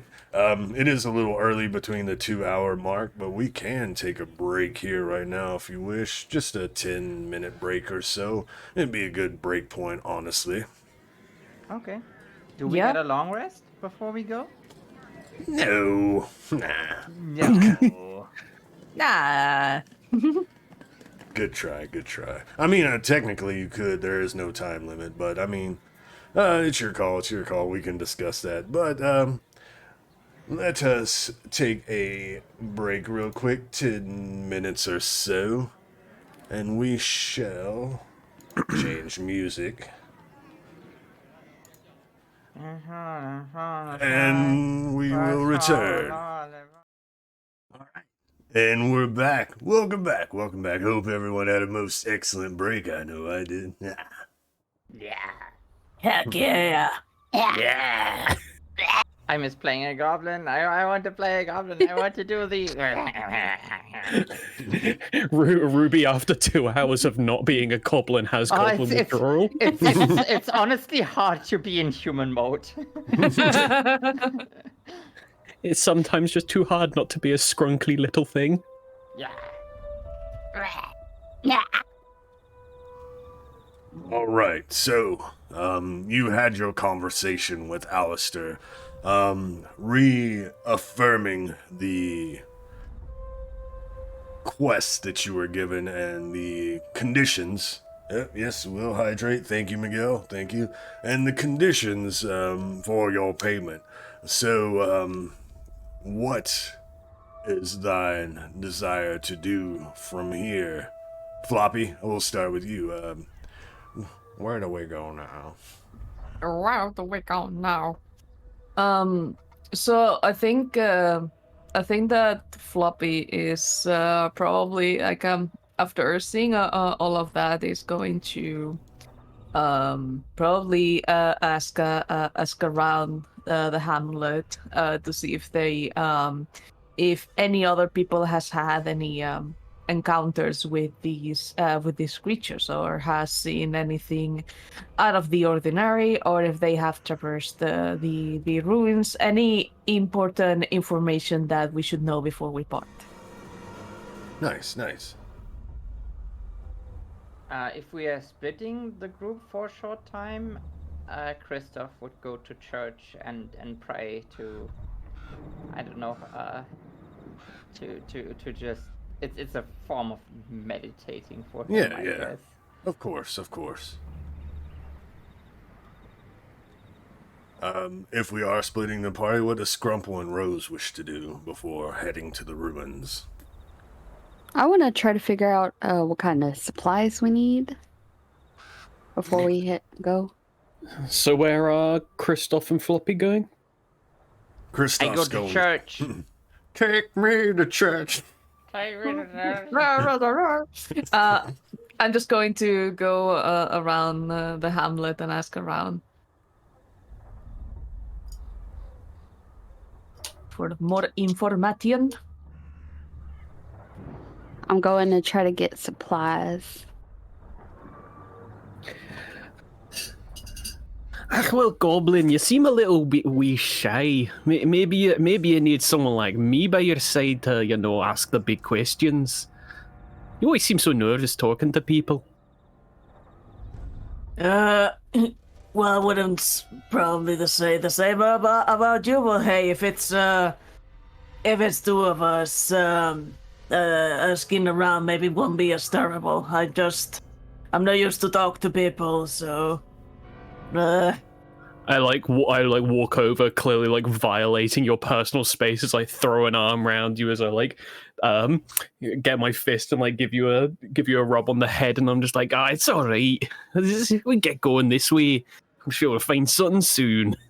touch me again and I'm gonna punch you. Oh, you're full of jokes, little green thing. Until they stop being jokes. Nice, nice. So we'll go in circular order. We'll go with Christoph, Father Christoph. You're going to the Abbey. You know that Alistair mentioned that a new priest has come in to take residence here to actually, reopen the Abbey and get things going. So as you open the doors to the Abbey, you see an individual. You see a row of pews and an altar in the back. You see the Ouroboros symbol of the new god resting atop the wall behind the altar. There is an individual knelt down praying as you open the door.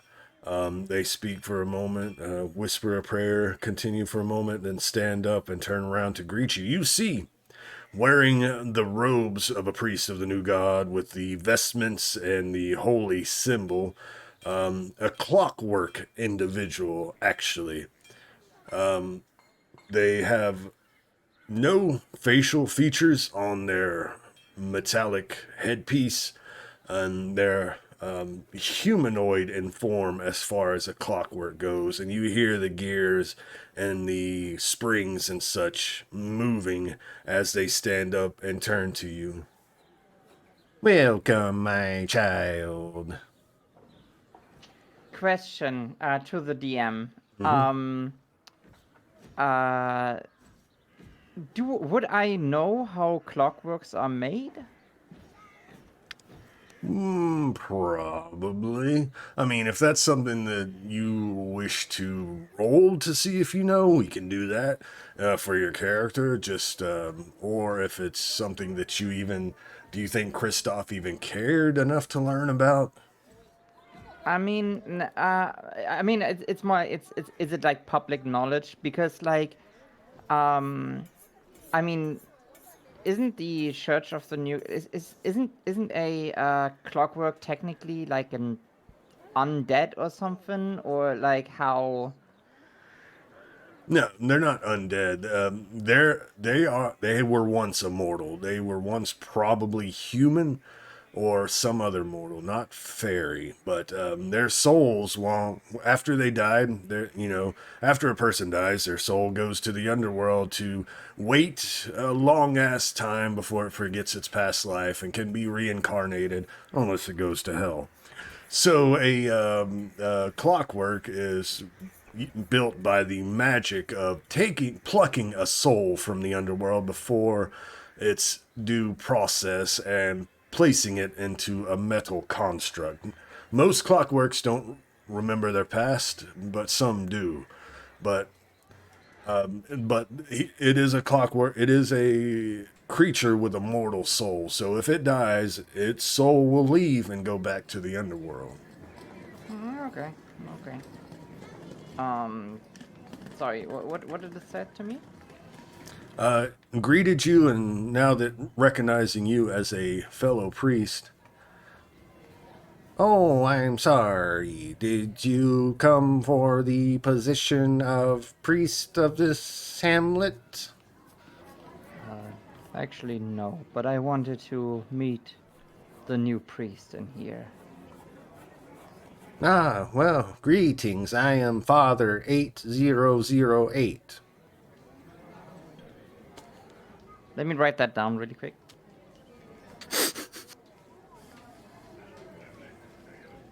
No, Goob. Wait. It says boob. No, I am not Father Boob. I am Father 8008. I will accept Father 8008. I will even accept Father 8008, even though the O's are zeros, but I am not Father Boob.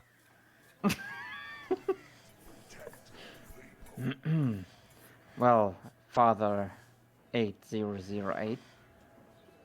How can I be of help in this church? I come here to also pray and worship our God.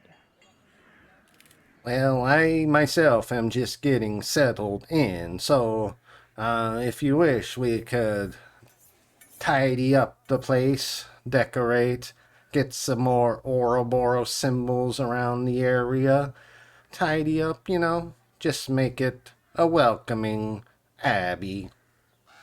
Sounds like an honorable task. And I will start, Christoph will start tidying up, helping around and placing symbols, decorations for Christmas.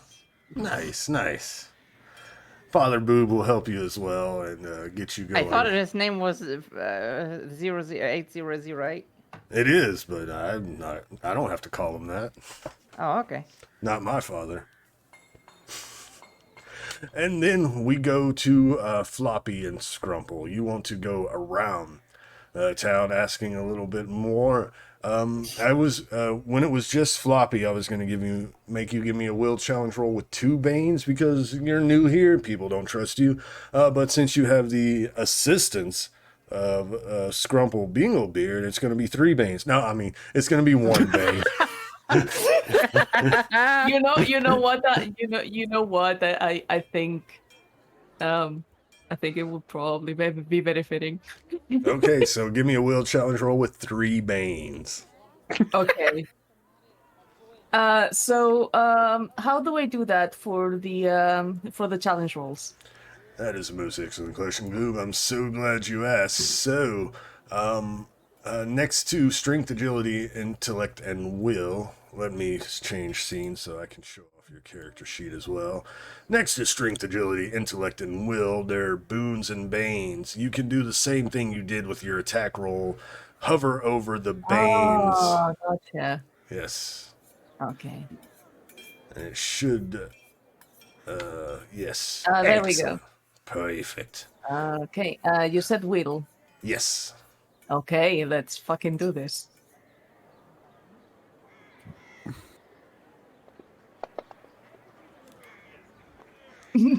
So, as you and Scrumple go around the hamlet trying to talk to the local peasants and villagers, most of them give you a wide berth, and as you kind of approach them, they will either respectfully bow and scurry off or disrespectfully scurry off without bowing. So you're not able to get much information around the hamlet because you're still new in town and people don't trust new people, especially considering all the hardships they've gone through in the years. But if you wish, some new folks over there. we don't like your kind around here. But if you wish, Floppy and Scrumple, you can have a little role play session as most of the hamlet is avoiding you. Jeez, look at all these people fucking running away. Never think they'd saw a little green snotling before. I guess no. Is it my face? Do I have something in my face that it gives them like I don't know, some unfriendliness? And I look over at Scrumple with all like my wrinkly face, all the teeth sprouting out of the mouth. There's like a little bit of my skin is a little bit shiny because of the sweat from before. Oh, Jesus. Well, I mean, needless to say, I think you've got a face that only a blind grandmother could love. But, you know. Crap. Should I smile more? And like he give him like a very wide smile, and it makes it worse. Yeah, you keep doing that. I'm sure that somebody's gonna want to come right up and have a nice wee chat with you. Yeah, Floppy, as you do that big smile, there's a woman and her child a few yards away. The child points at you and starts crying and screaming. The woman picks up the child and scurries off. I think that worked pretty well. I'm scared of the child. Yeah, maybe now you can fucking frighten the shit out of whatever is out in the ruins. Sounds good. Well, if a child is intimidated, I think that will, and on everything can just go up from there. Child and adult, yes. Next is going to be monsters. Nice. Whatever you say, Snotling. Whatever you say. That's a perfect way to end the scene, as Scrumple says that.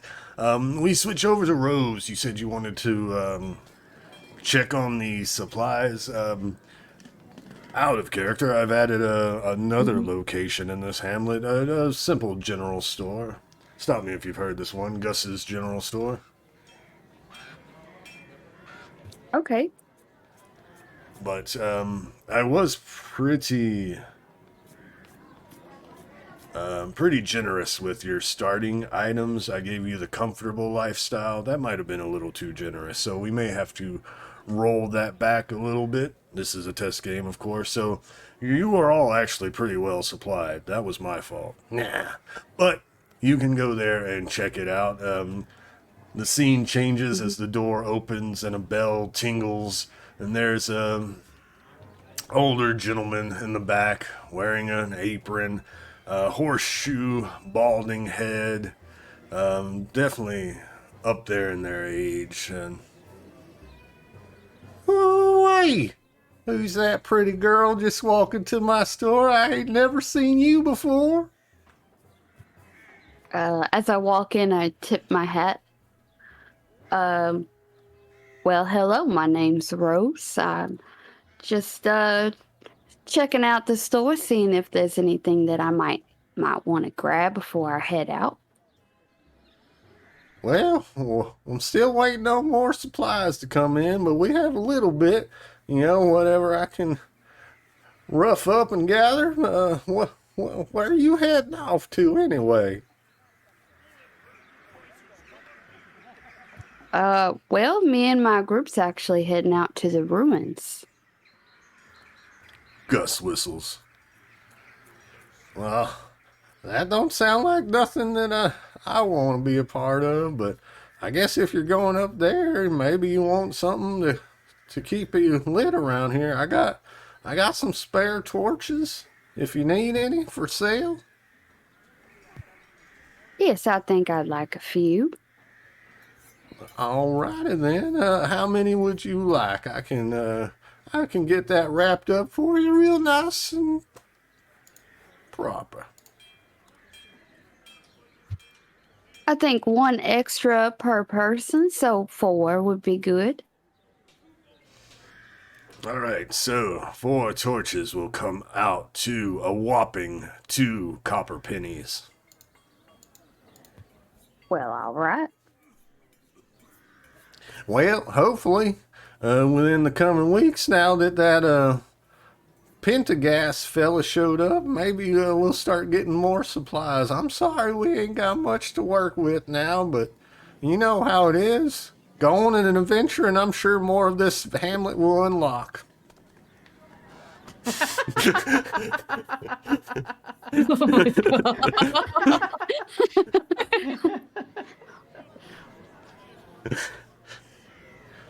And was there anything else, Rose? No, that's it. All right. Well, you come back now, you hear?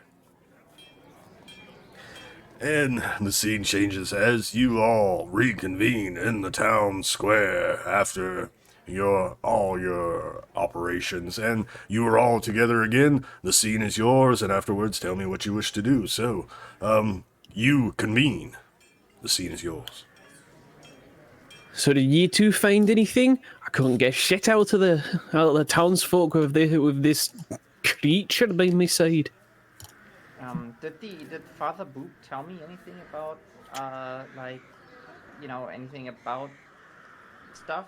Does he know anything? It depends. I mean, we can do a quick aside if you want. What kind of questions did you have for the father? If he knows anything about the estate. He can give you a quick rundown, but he is new in town as well. You know, he has just arrived, and he knows pretty much everything that the caretaker has told you, everything that Alistair's told you, the rumors and the corrupted happenings around the area. But he is as knowledgeable as you are currently.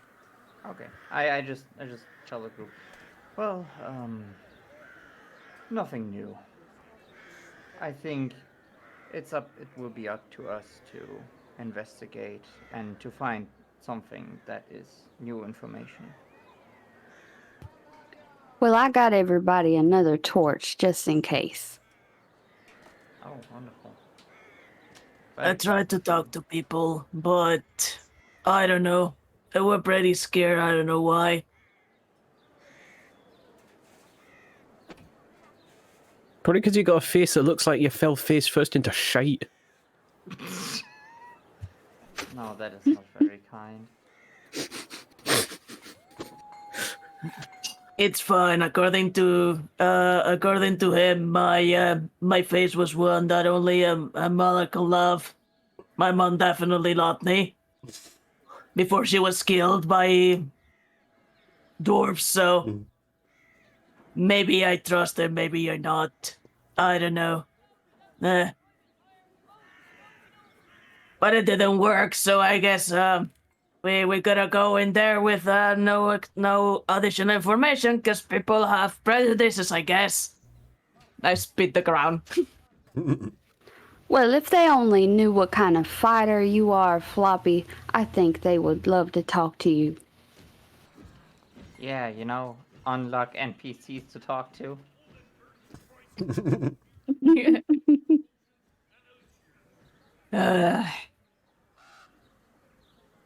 Yes, it is. So it is.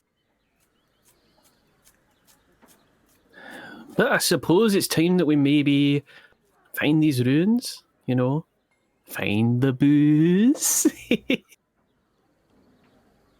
this everything you think about? Not everything.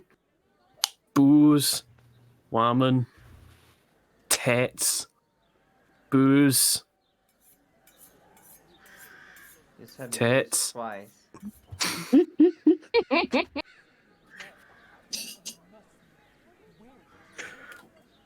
Nice. I think I made my point.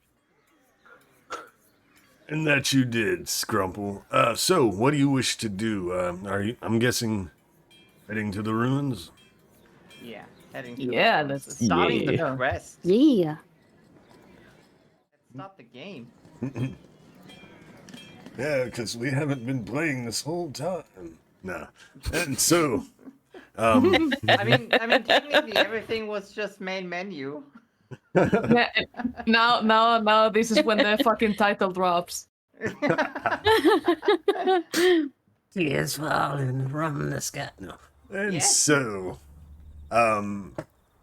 it is late afternoon, early evening as you exit the hamlet heading the path to the ruins. It takes about an hour hike before the ruins open up before you. It looks like this was like a kind of think of like a walled fort somewhat before that would be the first point before you actually made it to the estate. But it is in ruins, aged, crumbled as you approach it. But the walls around this ruin, there are places where you can easily slip in and get inside with no trouble. And you follow Billy's directions of how they skirked around the outer walls and found an underground entrance. And as you make your way inside, you see that this place is dark and in shambles for the most part, though there are a lot of things still there, bookshelves and tables. It's like a dungeon, like a dark dungeon. Maybe the darkest dungeon you've ever seen. I light a torch. Mm-hmm. Oh god. You do what? I light a torch. I bring The light. match is struck. A blazing star is born. I bring light to this darkest of dungeons. Hey, I gotta follow. Probably should change where that's at. Boom, boom. Perfect. Hey, welcome to the war band, Bruno Salvadio. Much appreciated. Thanks for joining. Thanks for following. So, Kristoff lights a torch. Scrumple, and the only one with actual dark vision in here, so you actually don't need a torch, Scrumple, but the rest of you, with the torch, with at least one torch, Floppy, you should be better because of your shadow sight, the outside area of the torch will be like full vision for you. Hi, can I use a torch to see the darkest DM? Yes. Oh no, I can be seen. Let's see. Since you are actually entering in, we can stop playing the crow sound because there are no crows inside this dungeon. Nah. But like I said, it's mostly a lot of rotted stuff. It's still set up. It looks like it has been abandoned and then ravaged by the passage of time. But you make your way through the halls of the ruins.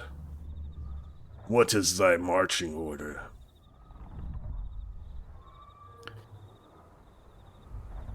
I think that Floppy would go ahead and start first, solely to scout a little bit ahead and sneak around. I follow in second place. Okay. Do you want me to be in the back, Scrumple, or in front of you? Well, you Sphere Maiden, you can go behind me. I'll protect you with my life.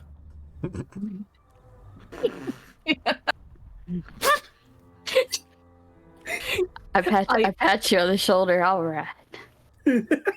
I have a love-hate for Scrumple. It's beautiful. He's amazing. I love him. Oh yeah, Scruffle's I know, great. me too. You are all great. You are all great. I'm loving it. So, Floppy, heading in front as you are skirking your way through this hall, darkness with Kristoff leading behind with the torch.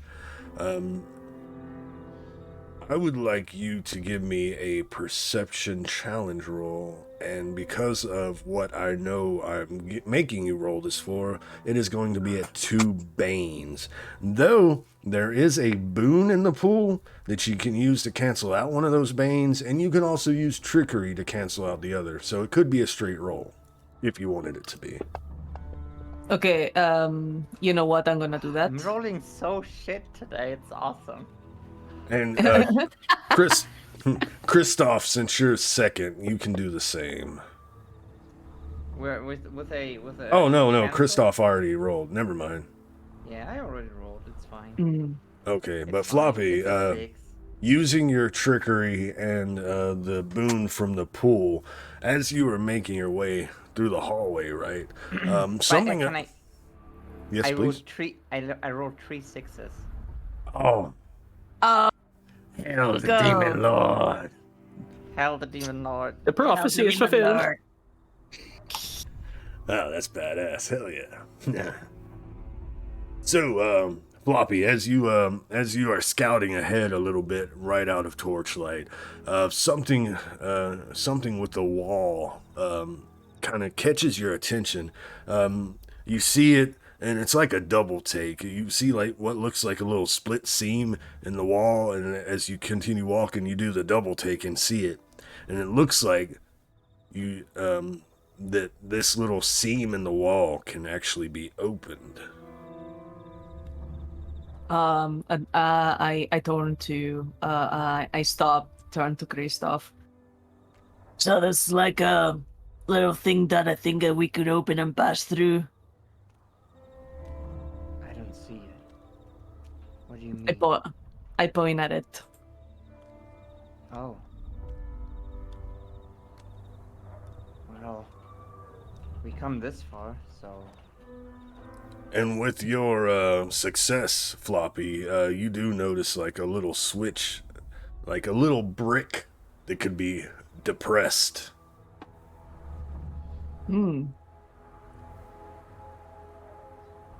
So there's this thing. Should I push it? I have a very big urge to push it. You have no idea. If you don't stop me now, I will do it. Go ahead, friend. Push it. I push it. You push it, and the wall starts to slowly shake, rumble, as it slides open for enough for a human to pass through. And you see, with the help of Kristoff's torchlight, it is but a small room. And look, there are manacles and chains on the wall in this room, wrapping around this small 2-yard by 2-yard room. And currently, the chains are rusted and broken, but one of them houses a skeleton. The skeleton's clothes are all basically rotted off, save for a bandana, still in good condition, wrapped around spine, neck, spine. Nah. What do you do? Poor man. Or woman. Poor soul. Well, it sure seems like whoever's in this room had a thumping good time. Seems like we found the darkest dungeon. What, the darkest dungeon? But I can Yeah, see you everything know. in here. I can see everything in here. Oh, no, no. Ain't dark whatsoever. Oh, but you know, people tied up and stuff. Probably they were having a good time. Wink, wink. Sounds just like I- a tavern.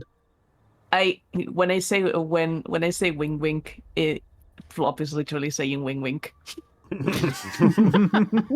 Nice.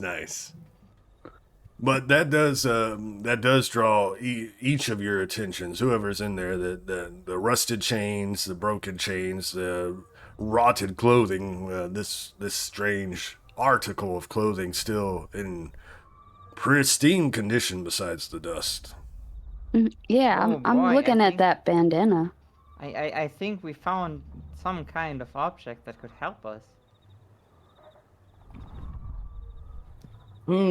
Well, that person is not going to use it anymore. Just be respectful.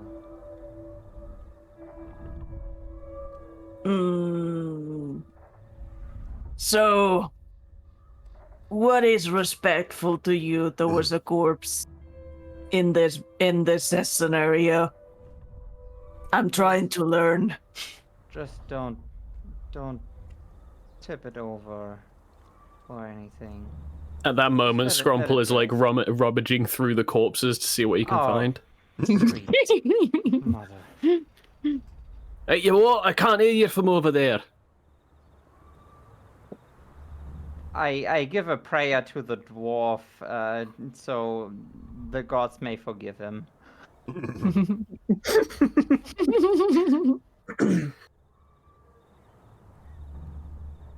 Excellent, excellent. But yeah, out of character, the object you just found, this bandana, I'm trying to incorporate trinkets from Darkest Dungeon. This is from Shadow of the Demon Lord. This is an enchanted object. So this is my my quote unquote trinket, or a trinket. So you find this bandana. The special property of this bandana is it increases your perception by 1. Oh. Nice. So decide among yourself who wishes to wear the bandana.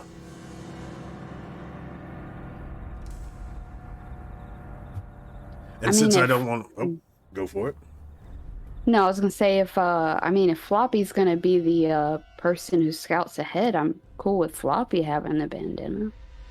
Yeah, me too. Hey, why the fuck not?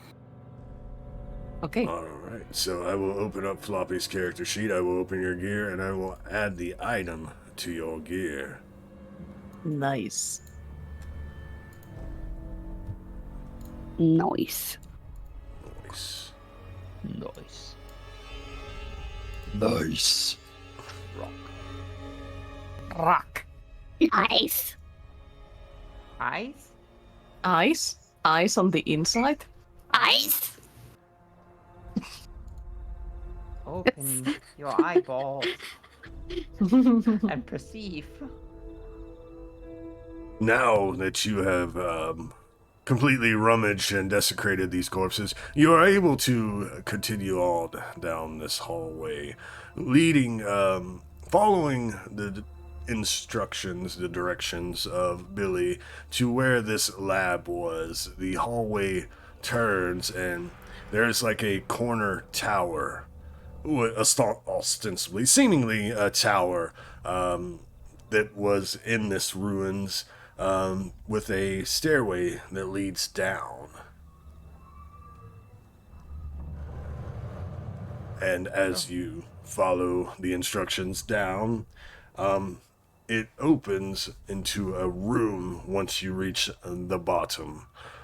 In this room, you see to your right, like a bunch of alchemical glass, broken, shattered. Across the way, there are tables with glasses set up as well. To your left, there seems to be a recently used fire pit with something inside. And then the floor of this chamber looks like it's covered in some kind of mud, crust, dirt, sand, something. What do you wish to do? This does look like the place that was described by this Billy. I was gonna I'm say. sorry, I cannot say the name Billy with a straight face. You can say with a gay face. That's gonna help out with that. Oh, good stuff. Floppy. He's a priest. We don't say that word around the priest, alright? Why not? In I think- my youth, I think it I've scares him. seen. You really? My youth, I have seen. The Church of the New God doesn't have anything against gays. Yeah, point at Kristoff like, see? He's fine then. I just thought I'd be the type to be homophobic, that's all. Just because I was married. You? Married? Oh, next thing you'll tell me rabbits can fly.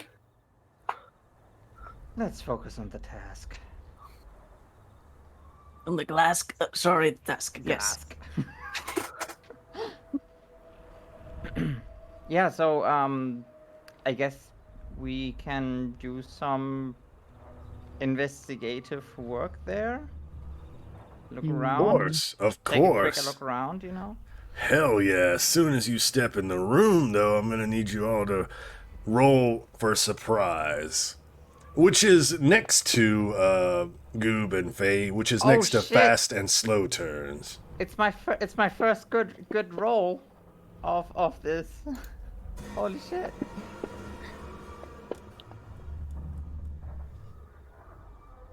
So, Oh, shit. All right. I am not surprised. So Scrumple and Rose are two warriors.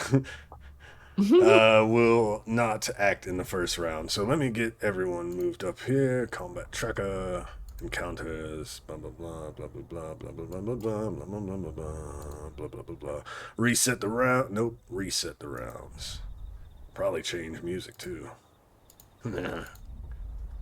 All right. So we can go ahead and choose fast, slow turns while I get the map ready here and share it and get you all on the map, if it'll allow it. No. And then Kristoff, let me get you in the order. Boom, boom, boom, boom. Lighting. In my room. All right. Scrumble, I'm going to go ahead and give you dark vision. I have still the torch, you know? Yes, and then I am going to give you a torch. Whoops. Ah, dang it. I'm so prepared. You're so prepared. No, right? Token. Nah. Token light. Yeah. Let's see. Fucking love that. Excellent Love DM. that. There we go. And let me share this with you. It should light up now. Share record. Okay, do you see everything? There's a... Yes. I Yes. see everything except for what we are surprised for. We surprised because it's an empty room. Oh my god. So surprising. Surprising. Oh my god, it's an empty Surprisingly room.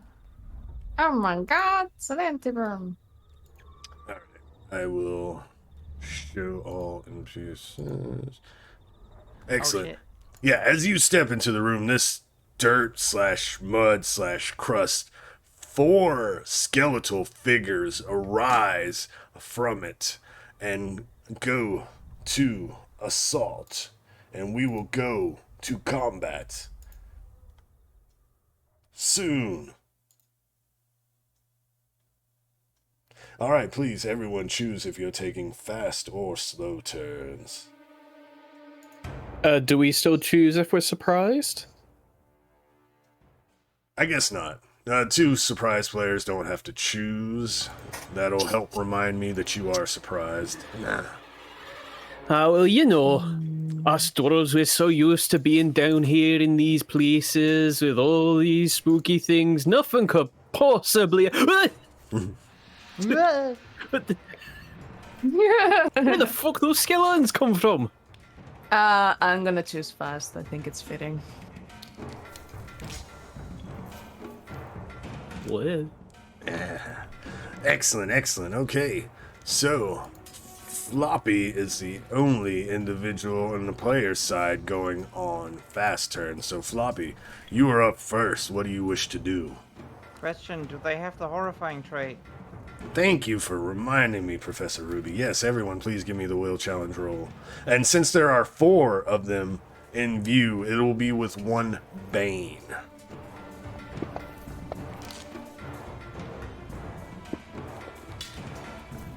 Oh, well. Oh wait, I didn't roll. There we go. Oh, nice. I got a 3. So, Rose, you are fine, but Scrumple, Floppy, and Kristoff take 1 point of insanity as you see these undead creatures, the anatomy, the bones of a humanoid rising from the ground, coming to strike you. You will each get 1 insanity and are frightened for a number of rounds equal to your insanity score, which will impose a bane to your rolls until it is over. Thank you, Professor Ruby. Much appreciated. So, Floppy, you are up first, seeing these creatures rise from the ground. What do you wish to do? Okay, just like I freak out, and again I take out my sling, and I shoot at the first one, aiming for the head again, just like being like, okay, these are dead and they have raised, and maybe it will work out. But I'm not going to give myself crit trickery this time, because I'm gonna play it out like I'm actually scared this time. Oh, that's awesome. Mhm. Which one are you So- targeting? I'm gonna target. Oops. I'm going to target this one. Perfect.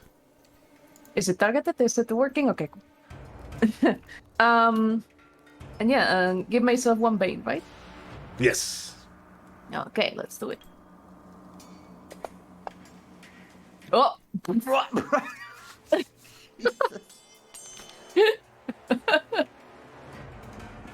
Wow. Double 1.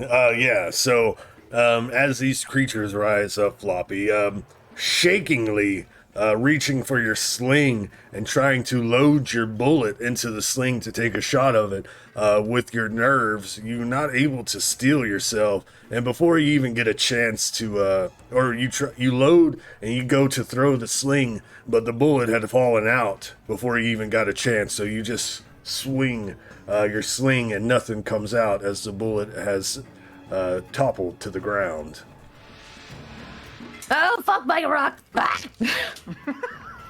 My voice suddenly goes higher pitch because I'm scared.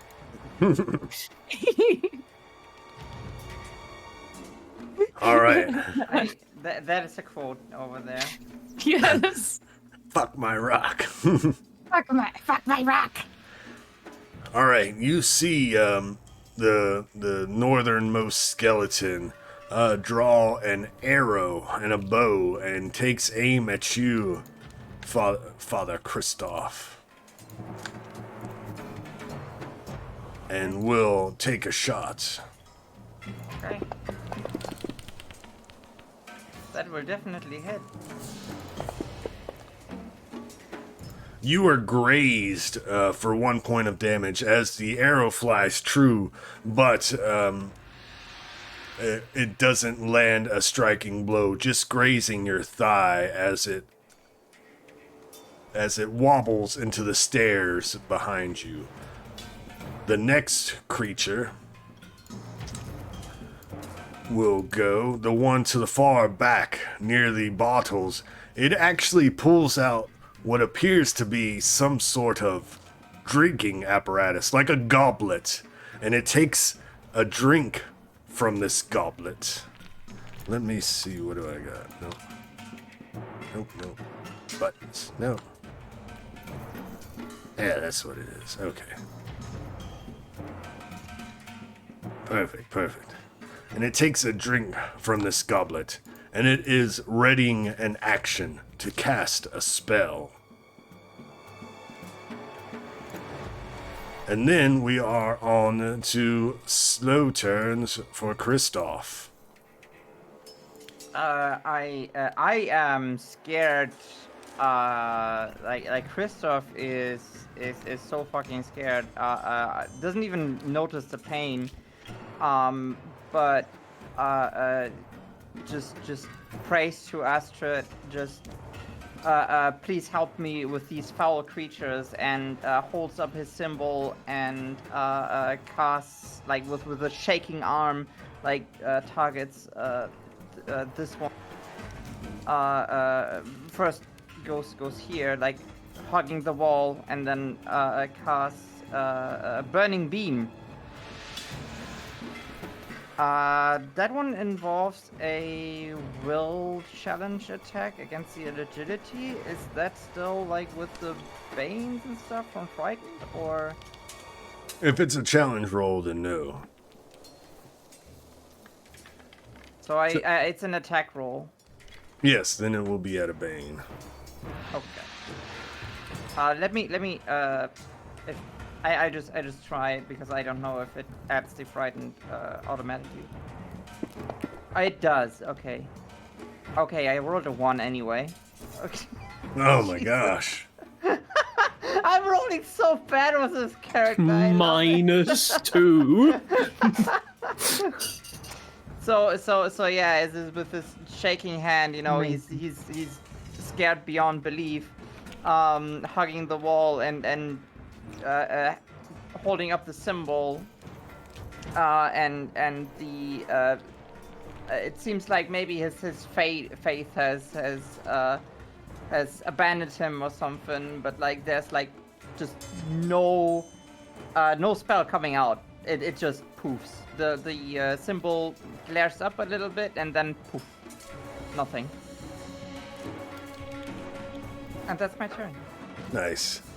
I see you move, Floppy. What was that? Goob? Yes? Did you move?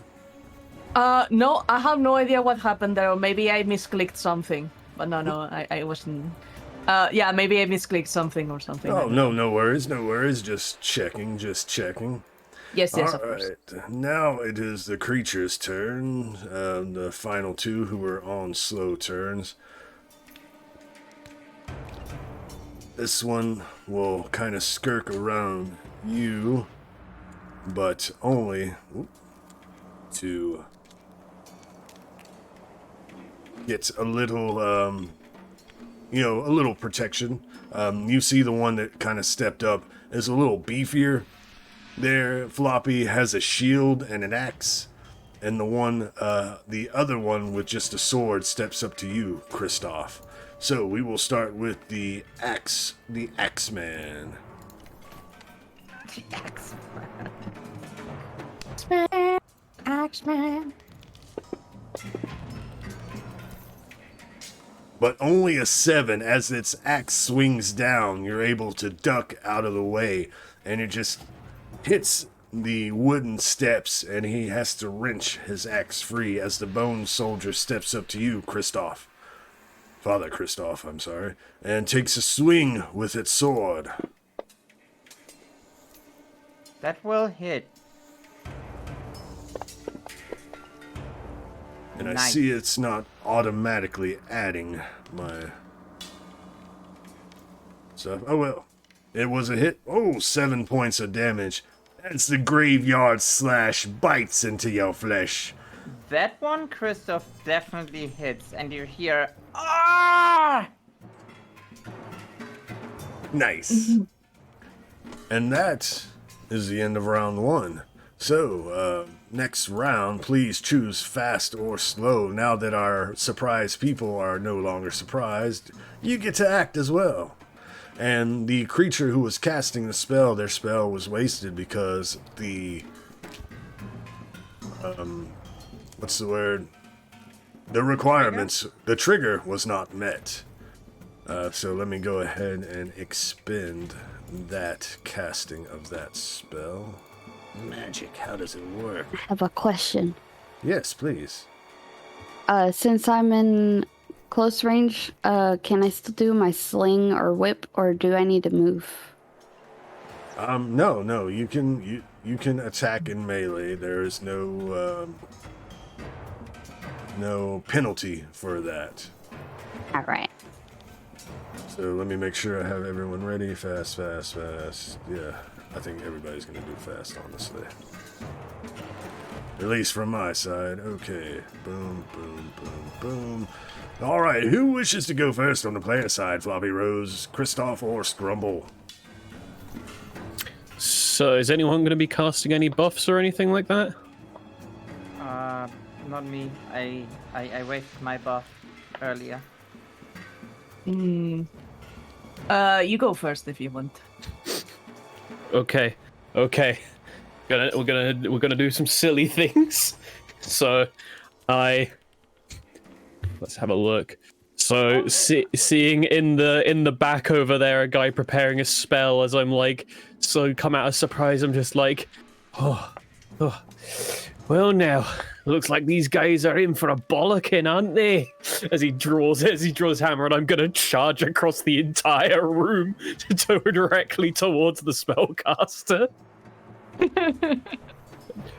Past the bone guard as well. Just. Oh no. So it depends on how many insanity you have, Ruby. That's how many rounds you will be frightened. And you are rushing past, right, Scrumple? Yes. So, even though Scrumple is on fast turns, it sounds like Scrumple is using the charge action. Yes. Which allows you to move and attack even on a fast turn, I'll bet, at a Bane. Now, Bone Guard is going to get a... Bone Guard is ready! Is going to get an attack of opportunity against you. Let me make sure I untarget Scrumple. And let's do our attack of opportunity.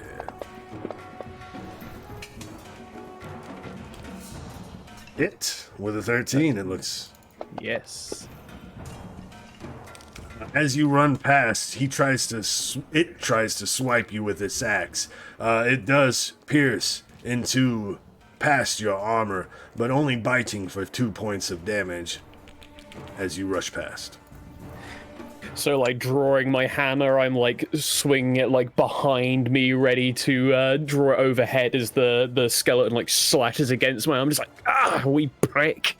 As I go over to, overhead swing with all of my might. So, hold on, how many Banes is this? Let's have a look. So that's a rush, so that's one Bane. I'm frightened, so that's another Bane.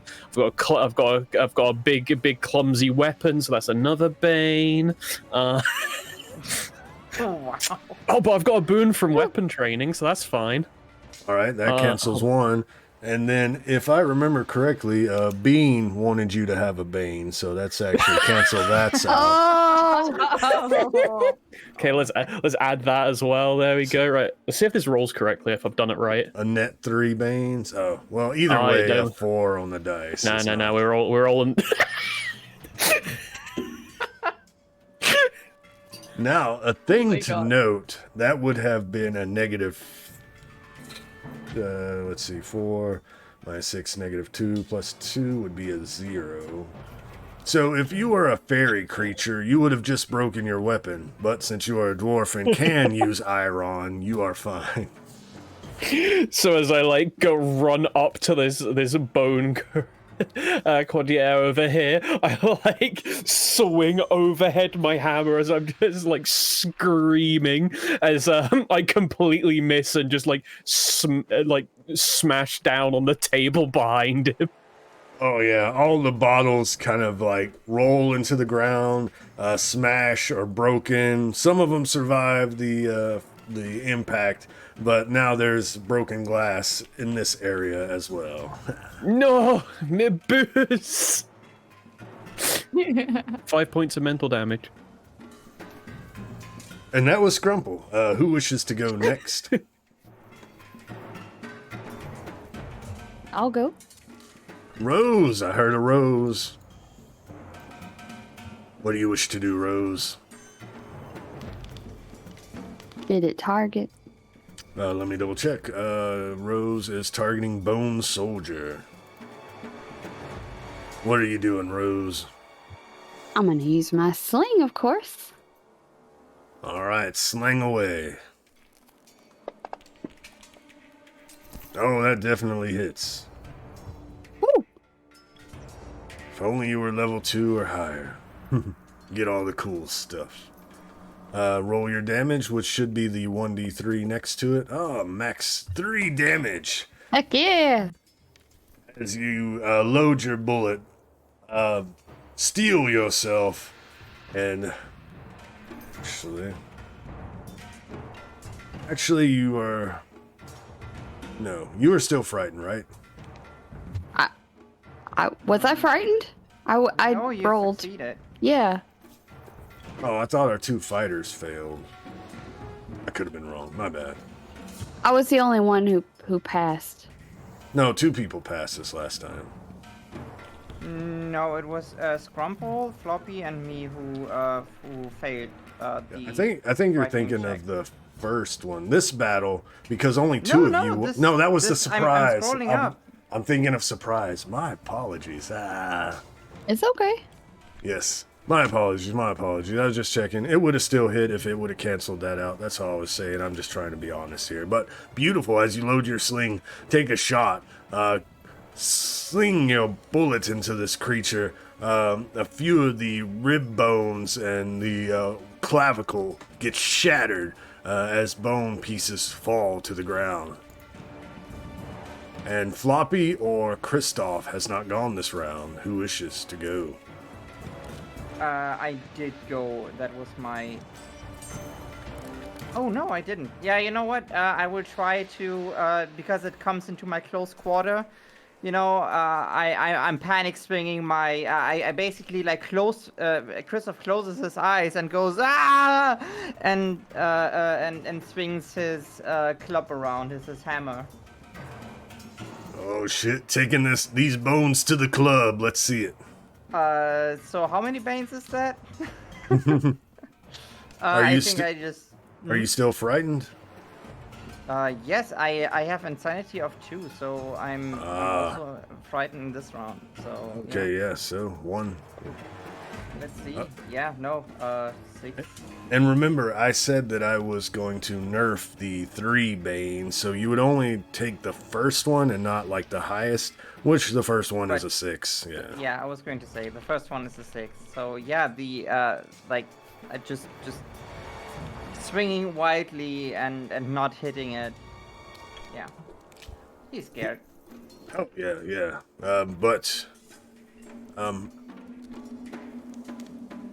Let's see. Remember how I said I was going to allow at the end of each round a save to get rid of that frighten? So go ahead and give me a will challenge roll. With banes. With 1 Bane, because there's still 4 in here. God dang. So, with 1 Bane, that's to be a 15 minus 6 is 11 is 9, plus 2 is 11. So that would have succeeded. So, you would have no Banes on the attack roll, so it would have been a 10 plus 2 is a 12. Let me see if a 12 hits a Bone Soldier real quick. Bone Soldier. AC is 13. Sorry. Just barely. Yep. Okay, Hey, I was yeah. trying. It's fine. I'm trying. I want my players to succeed. I want. All right. I'm good. I'm good. All right, that leaves us with Floppy, our final player character for round 2. Okay.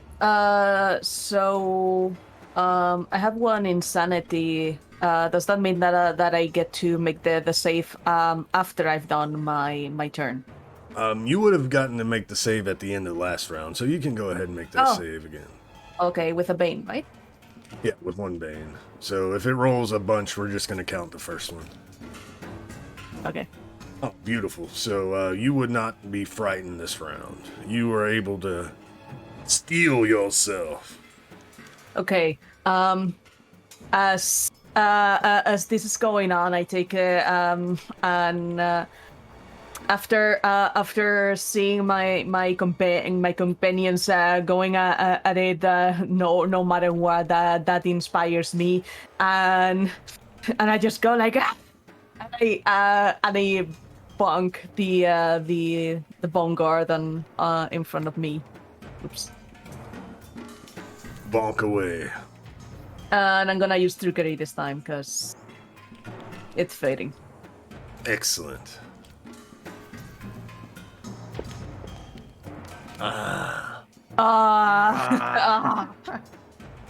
Now, don't forget, every one of you, I gave you a point of fortune at the beginning, so don't forget about that. You can turn that failure into a success by spending your fortune.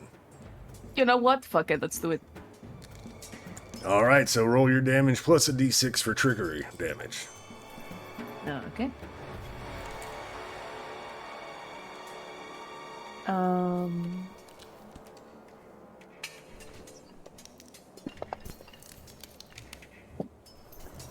So 3 plus I will add 1 damage to the bone guard. So it has taken a total of 4 damage.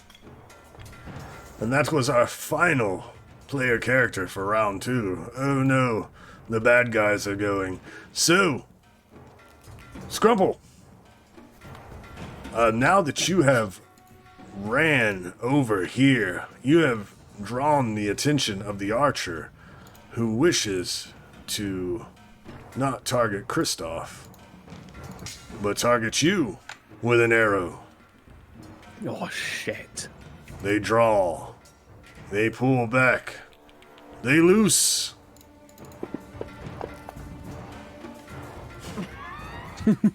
This game has been Oh, hell sponsored yeah. by the Natural Ones. Oh, but it has a point of fortune. No. And then, its arrow just breaks into the stone wall behind you, Scrumple, but you heard it whiz past, giving you pause for a moment as the creature that you ran up to and broke the table around it takes another drink from this tempting goblet, and you see like this black kind of smoke kind of start to waft down its form towards you. It exhales. How? I don't know. Skeletons, right? Ah! And this black smoke starts to envelop you, and it casts a spell. What spell, you ask? This spell, Black Breath. So, cone, a 3-yard cone, so it's targeting you in this cone, like it would have done with the charnel stench. You exhale a cloud of fetid darkness that spreads through the area. The darkness causes creatures in this mist to experience terrifying hallucinations. Each creature in the area must get success on a will challenge roll, so give me a will challenge roll, please. And you succeed. Oh, I've had better stench from a drunkard's breath. You ain't got shit on me. All right, most excellent. And that was from the madness tradition, so that would have done 1d6 damage plus 1d3 insanity. But you are able to succeed your will challenge, so you are not effective. And I love your comeback. And that was the Bone Courtier. Now it's time for the Bone Guard, who's going to try to repay in kind. Floppy, since you are attacking it, it wishes to attack you as well, as its axe blade swings down. Only biting you for 2 points of damage as it grazes past, maybe taking a little bit of flesh, but not enough to warrant pause. As the Bone Soldier engaged with Father Kristoff, as you are trading blows, Father trying to take it to the club, it trying to take Father to the grave, attacks once more. But an 8, That does not hit. and it, for some reason I had Scrumple, but does not matter because an 8 does not hit. Yeah, Christoph just ducks down, like still frightened, and just as a like, "Ah!" just goes into his knees really quick, and then like the sword scrapes the wall. Nice, nice. Now we're at the end of round 2. If anyone still has frightened, you can make saves. If not, if no one is still frightened, we can go to the top of round 3. And we will go to the top of round 3. Players choose fast or slow turns, either way. All my peeps, all my bone homies take fast turns. Plot twist, we are the bone homies. But the homies? What? Maybe the skeletons want to help our skeletons to escape our meat cage. That's all they're trying to do is rescue the bones within your flesh. They want us to join their army in the skeleton war. So, top of round 3. Who wishes to go fast on fast turns? First on fast turns. I think I'll go first, because Floppy is feeling very confident right now. Excellent. Make it happen. All right. So this is a new run, and I can use trickery again, right? Yes, yes. Okay, gotcha. I look at the skeleton that has wounded me, and I say, People with meteor arms has hurt me even more than you have. I'm gonna bonk again. Bonk again, bonk away.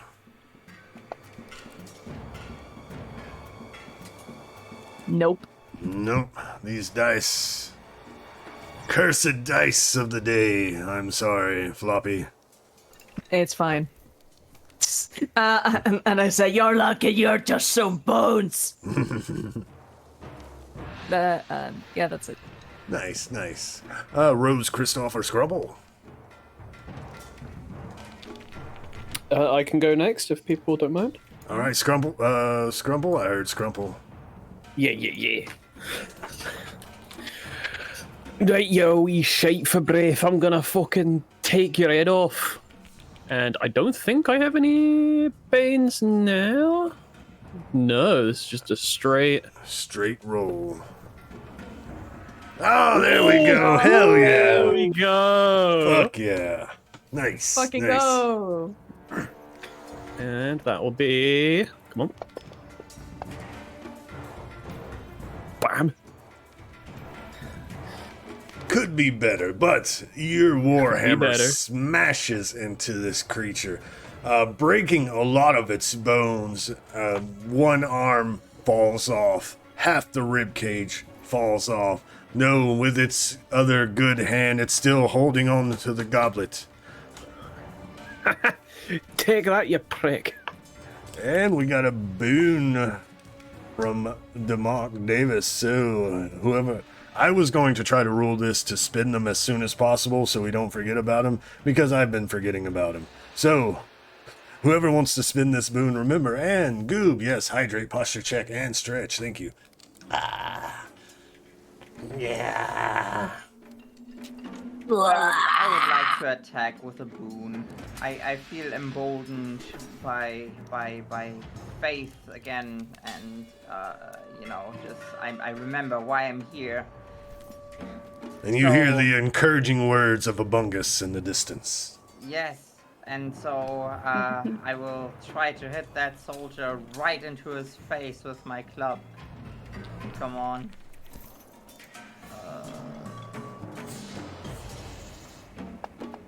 Come on. Finally, There we rolled go.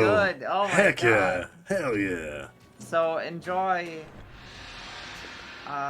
3 points of damage, just like you damn creature, and you see the courage in Christoph rising up, and he hits it like on his helmet. Nice. The club knocks the helmet off, and it rattles and rolls on the ground. Its skull face is turned, spins around for a moment on the neck's neck bone, adjusts its head, skull, and looks your direction, if it could look. Rose, you are up, the final combatant in the player characters for this round. Alright.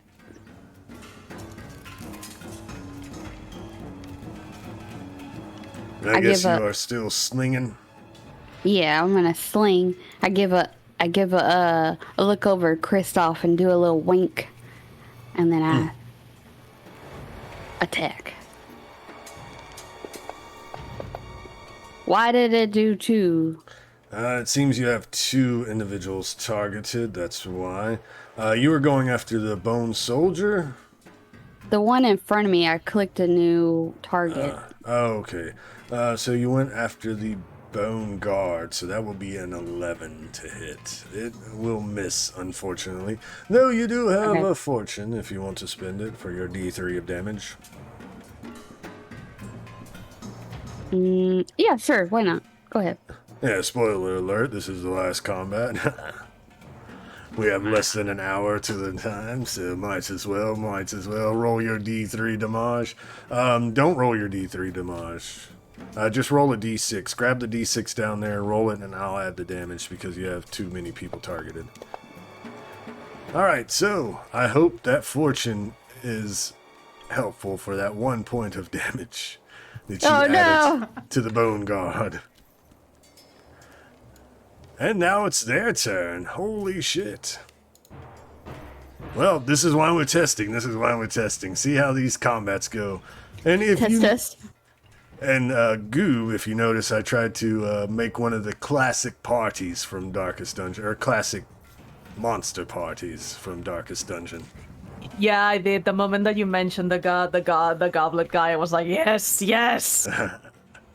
All right, Scrumple. An arrow actually. What's up?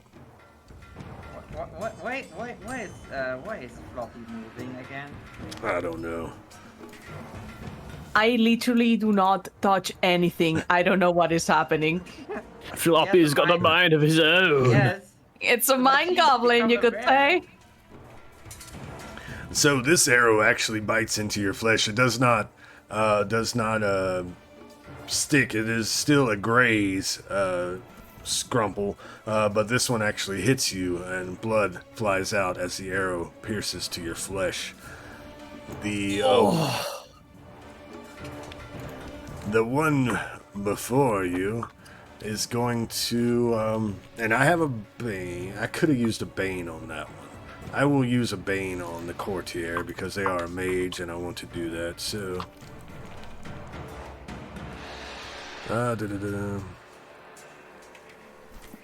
So this creature, if the target can hear, make an int against the target's will. So, the creature drinks from the goblet once more, Scrumple, and you start hearing whispers coming from its skull as it starts to rack your mind.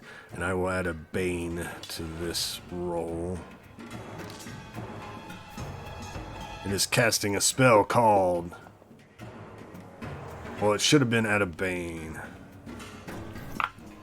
So let me roll this. So 14 versus your will. I'm guessing your will is lower than 14.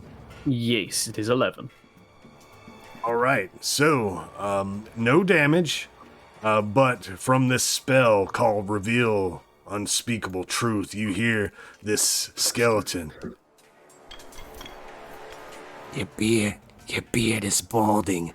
Your beard is balding. And enjoy 1 point of insanity as this racks you. Me beard? No, it can't be. Oh no! Oh my head. And since you did gain a point of insanity, that means you're going to be frightened for a number of rounds equal to your insanity score, but I will allow for a save at the end for this because we are testing this out. And Hey, welcome in, Atsumori. Thanks for stopping by.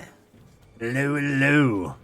We are testing out some combat right now. Seeing how it goes, I am on to the Bone Guard and the Bone Soldier. They're going to continue their respective assaults. I'm just going ahead and getting the rolling. Oh, a 3, not. Oh! And that shouldn't. I don't know why it's still targeting Scrumple. Sorry, Kristoff, but that was coming for you. Oh, okay. Why is it F. frightened of Scrumple? Everyone's frightened of Scrumple. No, it says But target. Yeah, but at 16 will hit. Yeah, it No says matter what, target. like a natural affliction. 20 hits. Oh yeah, for sure, for sure. The target affliction. So it's saying that Scrumple is currently frightened, is what it's trying to say. Let me clear the targets here and make sure I'm only targeting Kristoff, and then you, Kristoff, as the graveyard slashes into you. 6 points of damage as it stabs into you and pulls out its blade, dripping. With human blood. I'm very that's- close to dying. And that was the end of round 3, Scrumple. If you wish to make a will challenge roll to get rid of the frightened, I will allow it. Excellent. You are no longer frightened, though you are still legally insane. Okay. The next round, round 4. Oh shit, we actually got to round 4. Choose fast or slow turns. Is someone else hurt too, by the way? Just asking for a friend. I am. I have a taken. I am mentally scarred, if that counts. No, like bodily damage. Do I see any damage from anyone else?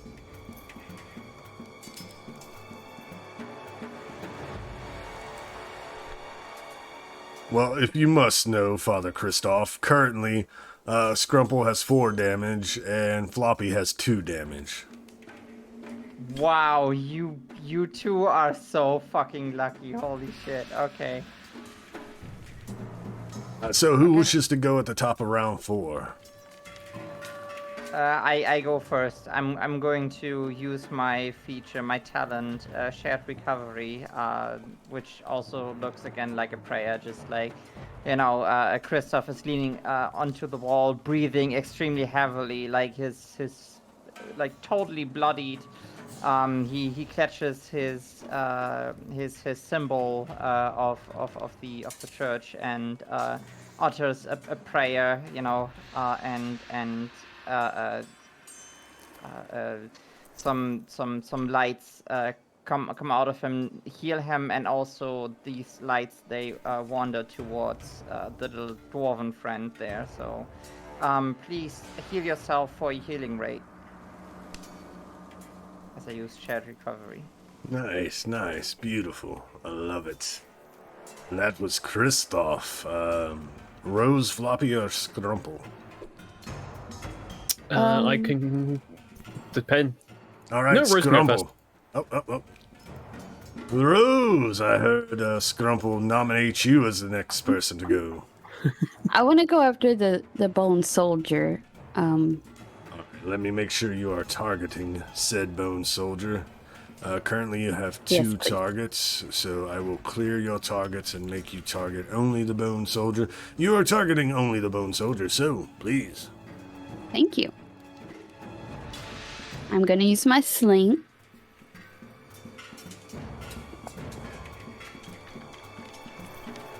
Don't worry, I'll give Floppy their damage back. An 11, jeez! These dice are not in your favor on this day. I apologize, but the dice do not wish you to succeed. Well, that was Rose on fast turn, and Kristoff went, so Floppy or Scrumple. I already did my turn. I just healed myself. Yeah, and, so Floppy or Scrumple. Scrumple. Yeah. Now I can go next. Right, Scrumple, I heard that. Scrumple looks up at the courtier with rage, his blood boiling. With those Nobody. unspeakable truth that it just gave you. Nobody makes fun of Scrumple's Binglebeard. I'm using my fortune just to guarantee the hit. Oh, well, roll just so don't waste it. Roll to see first, because you can roll first. You hit a courtier. They are not as armored as the other two. Okay, Scrumple doesn't get fortune angry, he gets normal angry, right? And as Scrumple raises his warhammer over his head, as he's just like, take this, you absolute cunt. Overhead slams it. It's like straight into its head. And as you bring your warhammer crashing down onto this creature, bone shards fly everywhere, and then you leave a puddle of bone marrow laying on the ground before you. Whatever the red stuff that comes out of skeletons. Skeletons, am I right? I know. And that leaves us with Floppy as the last player character in the fast turn order. All right. I am basically going to do the same.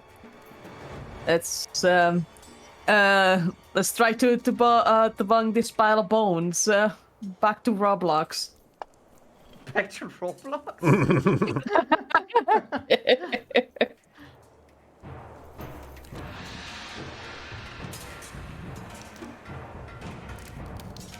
Oh, okay. I was wondering why you were rolling so low. It's because you're using a weapon that uses your strength. I guess we should have gone over what weapons to use for Floppy. That was my apologies. No problem. No problem. Let's just give a little bit of character growth for that. Ah, yes. So, unfortunately, you're not well versed in the club as Father Christoph claims to be, and you're not able to... I never. Christoph never said that he was a good fighter. You just know that pretentious asshole probably said that sometime along the line. But no, you are unable to hit, unfortunately. But with the courtier out of the way, you are left with only 3 skeletal creatures. The Bone Archer is still going on fast turns. They're all still going on fast turns. But the Bone Archer is still trying to finish you off, Scrumple, as it sees that you have taken out its magical friend. And another arrow comes flying your way and pierces into your flesh. Though thanks to Father Christoph's healing, this is new damage to you. As the Bone God continues to trade blows with Father Christoph, let us see what happens. Ouch. Oh, Father. that hits. Oh, I'm back to my original damage. Oh, Father. Ooh. Not looking too well as this creature slashes into your flesh as the Bone Soldier tries to retaliate.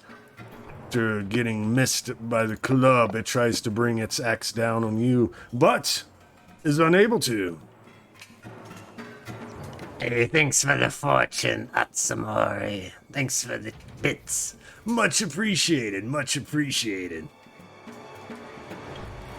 Oh, and a quick aside, if anyone doesn't know, Atsamori is a fellow Shadow of the Demon Lord enthusiast, and they also run Shadow of the Demon Lord as well, so if you haven't checked out Atsamori, please do.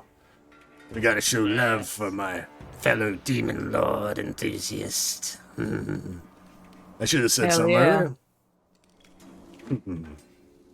But I'm so easily distracted when I'm running a game that I can't pay attention to everything. I have to have reminders. Thank you, Professor Ruby, for all your reminders. But that was the end of round 4. Do we have any insanity we need cleared for this round? Not insanity, but frightened. Nope. Nope. No longer So, frightened. Don't think so.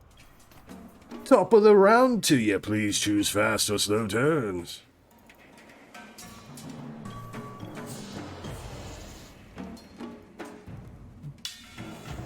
And you know the drill by now. Who wishes to go first? I would like to run away. Can I do like disengage action or something? You may do the action called retreat, which allows you to move half your speed without triggering attacks of opportunity.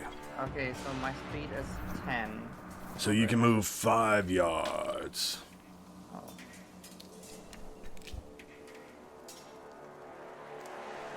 I run into this corner, just like, get them off of me. And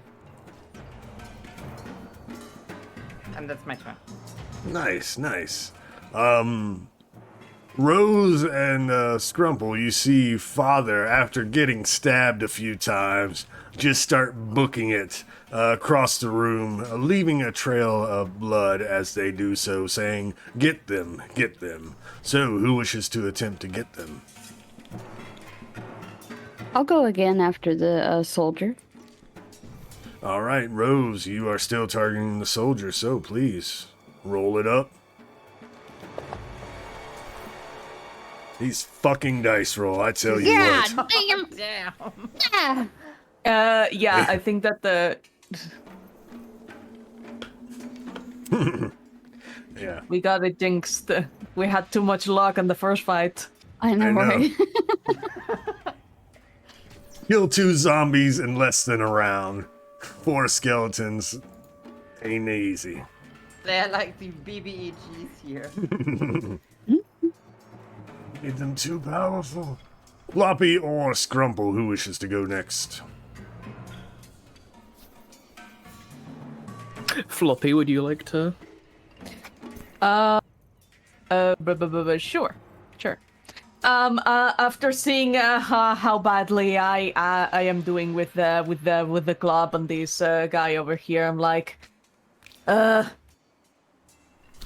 fuck it, let's go to the classics. And I'm gonna take out my my sling, and I'm going to go ahead and go for the archer. Oh, nice. So I'm gonna use trickery for that.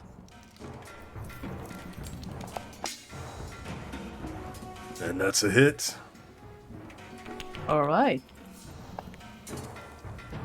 Oh, 3 points of damage, plus roll your d6 for trickery, and I will add that in. An extra 2 damage. Hey, every little bit helps. Hey, they're all pretty even on damage now.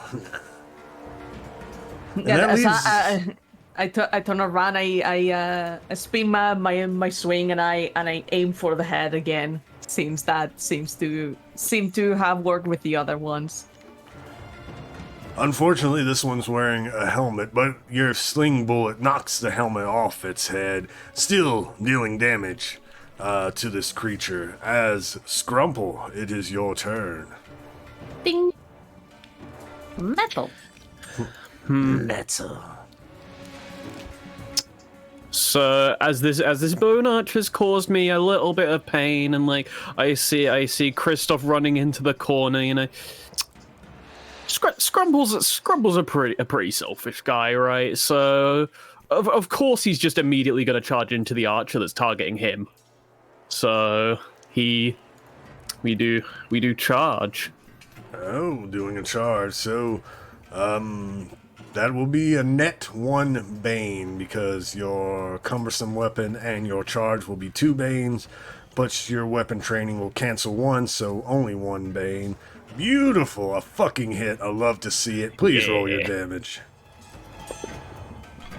Ooh, nice damage. As like the sling's shot comes. Was it the archer that you target with the sling? Sorry. Mm-hmm. Yeah. So the sling comes. It like knocks the helmet off as I'm like pulling my hammer from like the impact in the ground from the courtier. I like look over. I'm just like, bingo. Just walk over and just another slam straight to the head. So I just repeat the exact same action with that one, just going through its entire body until my hammer hits the floor. And now the floor is stained once more with bone marrow. As it is now the bad guy's turns. Bone Guard. Well, Kristoff ran away and Bone Guard chose fast turn, so Bone Guard has to charge Rose in order to actually get a hit in. So let me make sure I have Bone Guard still targeting the wrong person. Let's clear that. Let's target Rose. Rose, you just saw Father Kristoff get slashed up and run away. That same creature that slashed up Father Kristoff has now turned its ire towards you. So it charges you. So this will be at a Bane to attack. Plus, I will use the final Bane on the next creature's roll. So this is going to be at 1 Bane, and if it doesn't roll the Bane, I will roll it to myself. So it'll be a 14 minus 1. So does a 13 hit your defense? My defense is 13. All right, enjoy 3 points of damage as its sword now bites into you. As the Bone Soldier tries to ask you a question, Floppy, and I will roll a Bane on this as well to spend the last Bane in the pool. So a 15 minus 2 does a 13 hit.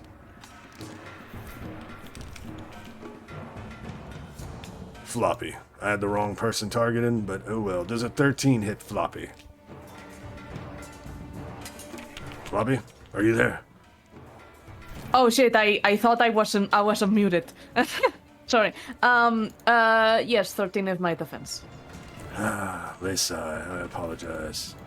Alright, let me make sure I have the right person targeted. So I did the Bone Guard against you as far as rolls go, Faye.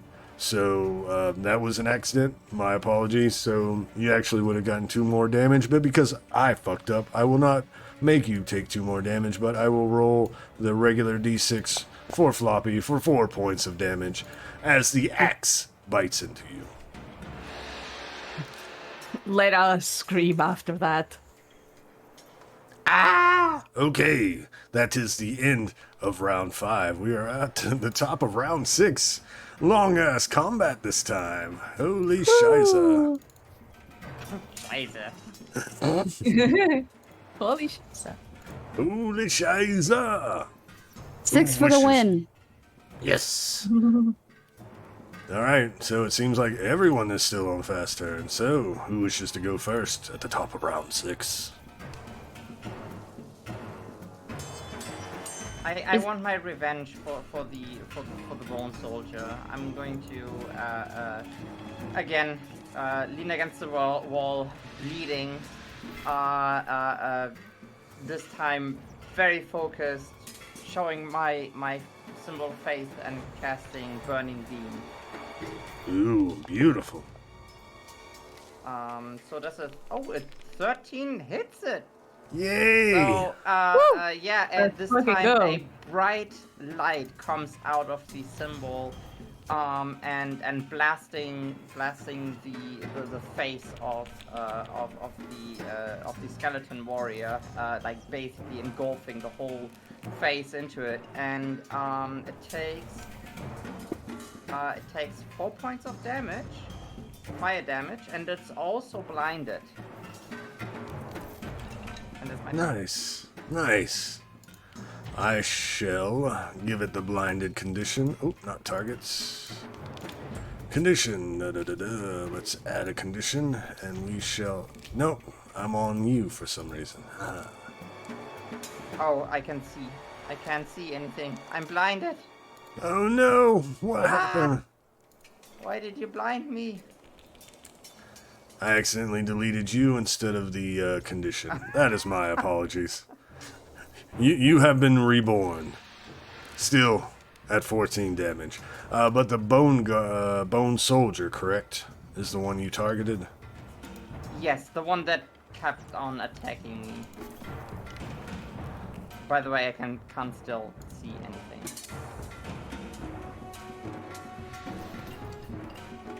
The light was so bright.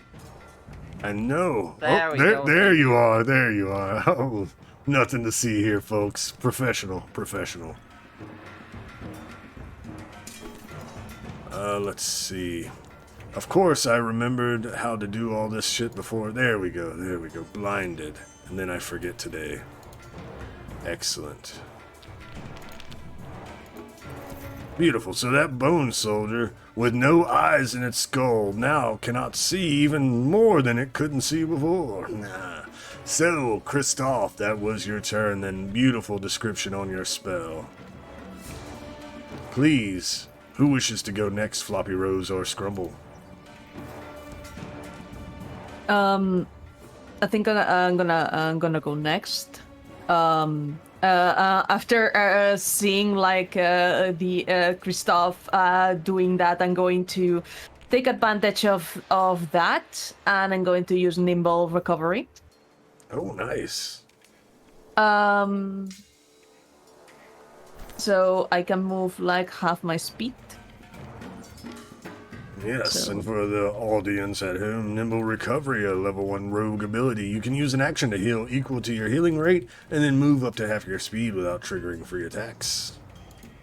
And how do I know how much can I move?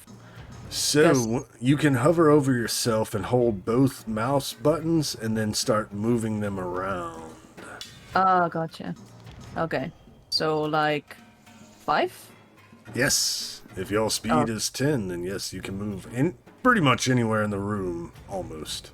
Okay, I will do that. Most excellent. The turns have tabled. All right. Rose or Scrumple? I can go next. Let's see if Scrumple can continue this onslaught of carnage. So as I've reduced both of these to marrow, I turn to see a floppy running across the room as I see the bone guard sitting there, just like, nobody lays a hand on my snortling, as he charges across the room again. Oh, I don't think I have made like I think I made one regular attack and like 4 charge. Nutling, I fucking love it. Oh no! Oh no! Oh no! What's that? Is that a hit? what does that mean? High score? Did I break it? I use my fortune. Hell yeah, roll that damage. Ooh. Not quite dead, but taking a nice blow. But it looks like they're barely holding themselves together. Rose, you are next. Can I change my weapon? Of course, you can drop your slang and pull out another weapon. Pull out my whip. Ooh, nice. Let me I'm gonna guess, go it's after like... the one that charged me. Okay, so let me guess, it's like a whip is kind of like wrapped around your back, so you kind of pull it out from behind. Mm-hmm. Give it a Give good it a- snap. Oh, yes. I love that snap. All right, so... Yes. So you're going after the one that charged you, so that would be the soldier, so it is targeted. So go Okay. ahead and roll it up.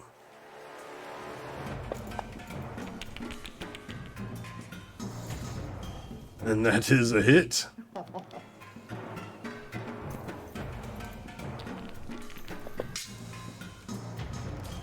Ooh, these creatures are barely hanging on, both of them.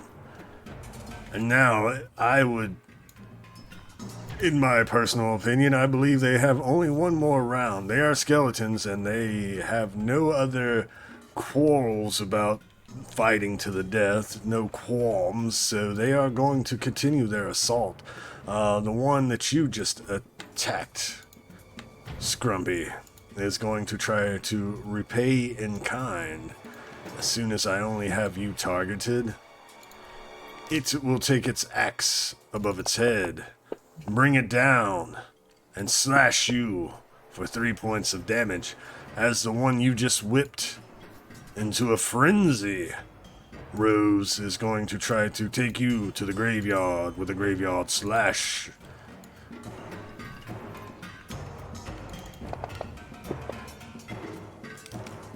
And it does a slash, only 4 points of damage as its sword bites into your flesh. And now, for the final, hopefully, round. Let's see who wants to do the killing blows, who can do the killing blows, who will do the killing blows. So, who wishes to go first in this final round? Or does Scrumple want to take all the glory?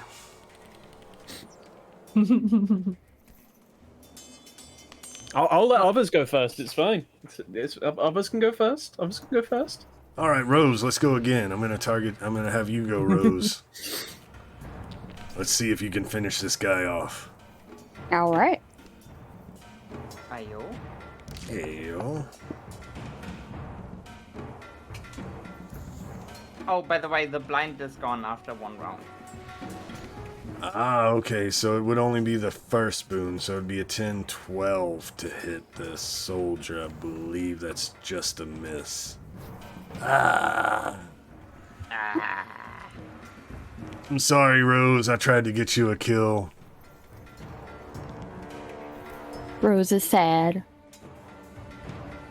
Rose cries as a triggered action. Who wishes to go next? Don't you have a fortune still? Maybe you can use that? No, I used it already. I think I want to know to go next after Scrumple has been like that. Floppy brushes like a tear from his eye and goes, Do not attack my smelly birded friend. and and I'm gonna- Smelly. A stench of alcohol can be smelled from all the way here, my dude. No offense. And I draw my sling. Yeah, there we go. I draw my sling and I'm gonna attack. Hey, come on, dice. Come on, dice. Come on, dice! Come on, dice! God fucking damn it! No way! I have never seen so many natural ones in one game, I think. What the heck? So maybe I spoke too soon about this being the final round. So Scrumple and Scrumple actually, because Father's on slow. Scrumple. Ding.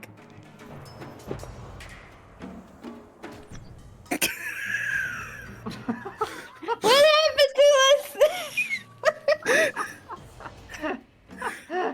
Oh, Does the the father fuck have is the ability to happening? pray? Does our father have the ability to pray for I'm us? sorry. I'm sorry. That's Not like till a level 2. Oh, you I'm selfish very bastard! useless right now. I'm just. Well, It's like I mean, I can pray for you, but it doesn't do anything. Fantasy Right. Grounds just wants us to game forever. more testing is needed. Where's my IRL dice? I know. With like the 1 foot that the skeleton has left, he just like hops out of the way. Well, hey, on a bright note, the bad guys are rolling like heck shit yeah. too. So, what is not the final round? The last on slow turns, Father Christoph. Oh shit. The second to last round. Fuck. Ah, fuck. Okay, I run over to the one that is fighting against the dwarf. No pressure. And no pressure, and you know I've had enough of these, so time to attack. Let me just target this guy. And... Rage. Oh, do I have boons? Oh, that shouldn't have been with boons. So that would be a 13. No, because this creature has a shield, a 13 is not enough to hit. Okay, you know what? Oh! Oops. It Oops. might be a hit. I was guided by Astrid, so... Astrid, come on. Ooh. So enjoy 2 points of damage. Think the new god. That is what you needed. Oh my god! Yeah. Exactly. Oh, your god. Fucking you. yes. As you turn this creature into a pile of bones and marrow. Yeah, you see just Christoph stumbling, like, on his feet and just like and the skeleton is just busy with the dwarf, so suddenly you see like bonk, and the skeleton just crumbles, and you see Father Christoph just standing behind it with his club in hand. Now, honestly, we could normally wrap up the combat here because there's only one left and they have very few hit points. But let's see who is going to actually deal the final blow. So who wishes to go first at the top of round I'll 8? try it. All right, My whip. Come on, Rose. Rose. Come on, Rose. Come on, Rose. So it's going to... Nope. Nope. Fucking die. Wow. Let's put the boots on medium style on this guy. Yes, yes. And the other 3 roll a d20 and we see which one kills. So 15 for Scrumple, 7 for Floppy. Kristoff. Where was that 20? Where we Stop. need- I don't know. So 2 for Scrumple and 2 for Kristoff as you saunter up and deal the roll a d6. Oh, sure. Come on. Oh, okay, Oh, yeah, so baby. Okay, Kristoff now. And deal. Chris, so after dealing the killing blow from that one guy, he sees like the guy that was like doing the most damage to him, so he just backhands the one's head off. Nice. So, after that long ass combat, which was really what, 80 a minute and 20 seconds in game time, but it is now over as the room goes silent and you're able to do your investigation that you were attempting to in the first place. And since we are running not behind yet, but so we don't run behind, we can go ahead and do a few things here as you search around. You find that this is like an alchemical lab at one time. These are where the moonshiners were gathering new materials for their operation. As far as a zombie, you see no signs of a zombie, but you do see a chained area that looks like the one you found in the room before with all the manacles and chains. There are a few on the north wall, and it looks like one was used recently. It looks like there was like a little, like a lot of feet marks, like something was shuffling back and forth on this chain, but the manacle is open, and whatever was there is no longer there. The fire pit, you find a half burnt scroll with information on it. Whoever wishes to study that, please, because of the condition of the scroll, please give me a perception challenge roll with 2 banes. I also pop a healing potion after this battle, just chugging it down. Beautiful. What challenge roll was it? Sorry. Perception. If you want, whoever wants to read over this half-burned scroll. I will, because I'm so excited about the alcohol. So, But one quick question: do you know how to read, Scrumple? I was going to say, who knows how to read? Does I anybody definitely know? do not know how to read. I don't. he likes to think he can. Okay, I will try to read it then. Because I think I'm the only one who can actually read here. Oi, Priestley boy, come over here and read this. Okay, wait, with two boons, right? Two banes, right? Yeah, but Even yeah. 6 would still be. Correctamundo. You see, you're able to piece some parts together, though it is burnt mostly. You do see like a few words here and there, something about Mancy, like it was a half broken up word that said Mancy and relocate and apprentice. Can't quite make out too much. Well, as far as what you're able to piece together, that some kind of dark magician was using this lab as well for experiments. But they have since relocated since the Hamleters. Are they Hamleters? Villagers? Townsfolk have stumbled across this area. They had to relocate, it seems, but you do not know where. But this information should be enough to fit the requirements for Alistair, at least for the time being, for this mission itself. I relay that information to the group.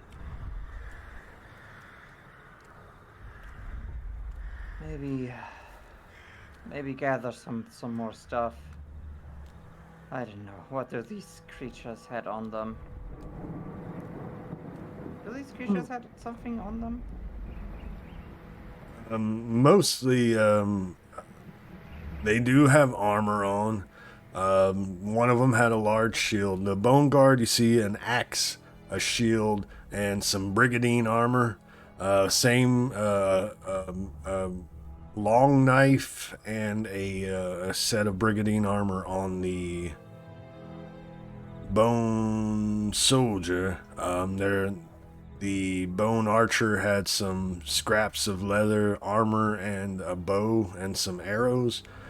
The Courtier, to you would be a normal goblet, but you know, as a magician or a practitioner of magic, Christoph, that the goblet would be probably used as an implement of magic. Yes, Atsamori. They are all level 1. This is a trial run for my Darkest Dungeon, Shadow the Demon Lord crossover, where I can try to get a bunch of new players in to run one-shots and try to, just have fun and meet new players. I take the goblet with me, so it might be cleansed in the church, if that's a thing, and I would also just put these I'm speaking a few prayers for these for whatever used to be in whatever people they used to be, so their souls may rest.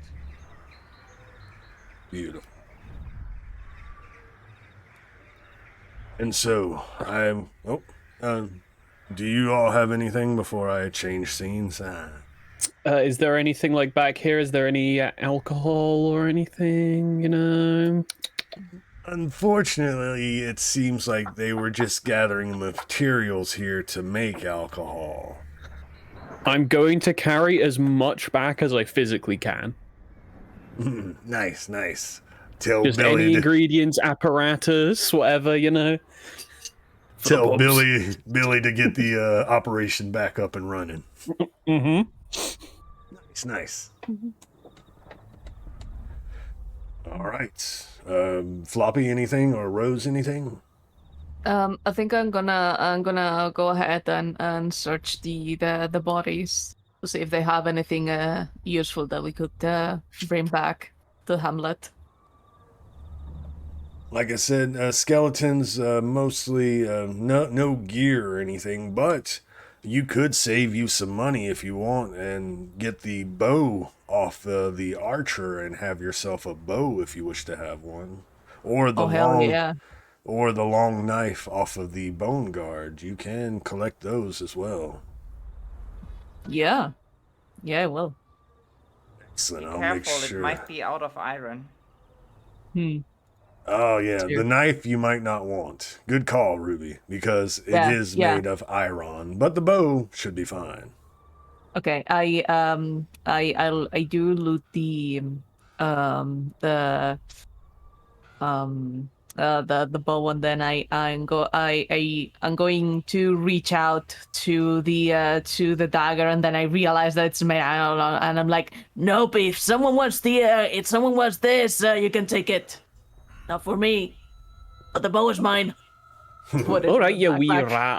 I'll take the knife. As I pick up the knife as well. Let me see what you have. No. No, father, come no closer. I ain't got nothing. Scrumple has an absolute like his backpack is like bulging to the brim with like making like glass noises and like just stench of like some like herbs and things like that in his back. You sure you're not going to slump over with all of that? It's for the booze. It's for the booze. God, Well, that's a I drinking need the problem. booze. Like, you see, Nick, no one's gonna want to fucking come here in the middle of nowhere if there's not gonna be any booze around. So, you know, if we get this set up, we'll have travelers from all over. Who knows? More people to tackle the darkest dungeon. Nice, nice. Real quick, thank you for the follow, Karashet. Welcome to the warband. Thank you. Much appreciated. Yes. Sounds like a good idea. Attract more people. Only will make things easier. Oh, As first for time me- Shadow Dancer Bob. Welcome in. I think I will be helping out in the church. Oh yeah, where else do you think you'd be? Didn't think you'd be one to be in the tavern, did you? Who knows? Maybe I will drop by occasionally. Though I did hear that priests like their drink. Let's just go back. I've had enough of this place. All right, Mr. Tall, Dark, and Mysterious, we can get out of here. It's all dark and mysterious. Got old Mr. Edgy over there. Sweet. So the scene changes as we end the scene of you walking your way out of the ruins, making your way down the path the path that led up to the ruins, clinking glass all the while, every step that Scrumple makes. You reconvene with Alistair, and well, if you are not in too big of a rush, it's like morning time now. You've like spent your whole night in the ruins as you make your way back with the knowledge objects and booze supplies. So, I heard that you were seen leaving to the north to the ruins, and you're back, and your pouches seem to be laden. What news do you have? Well, we run into some trouble, and we also found this. And I present the burnt scroll thing, and I help him read it. as evidence of the thing. Oh, this is more concerning news. I will keep this, and I will make notes as something to possibly investigate in the future. I don't know, maybe a future session with the same group or another group. We'll see. But as promised, I shall each of you will be paid handsomely 8 shillings each, and I have this object here. I discovered it in my family's house. It's a trinket of sorts. He pulls out a D6 and holds it up. This is a dice. It does have some properties to it as well, if anyone wants to try it out. But what it is a trinket. It is a enchanted object. Once per day, you can activate it to give yourself a boon on all challenge rolls for an hour. Oh damn. Ooh. Well, give it to the goblin, I think. What? Or Why? Wait, the goblin. No, also no, has, I already. give it to the dwarf then. I mean, it is yours to decide who gets it. I don't usually have need for trinkets like this. I'm sure one of yous can put it to better use than I can. I don't believe in these kind of things. Maybe that prey human over there could use it.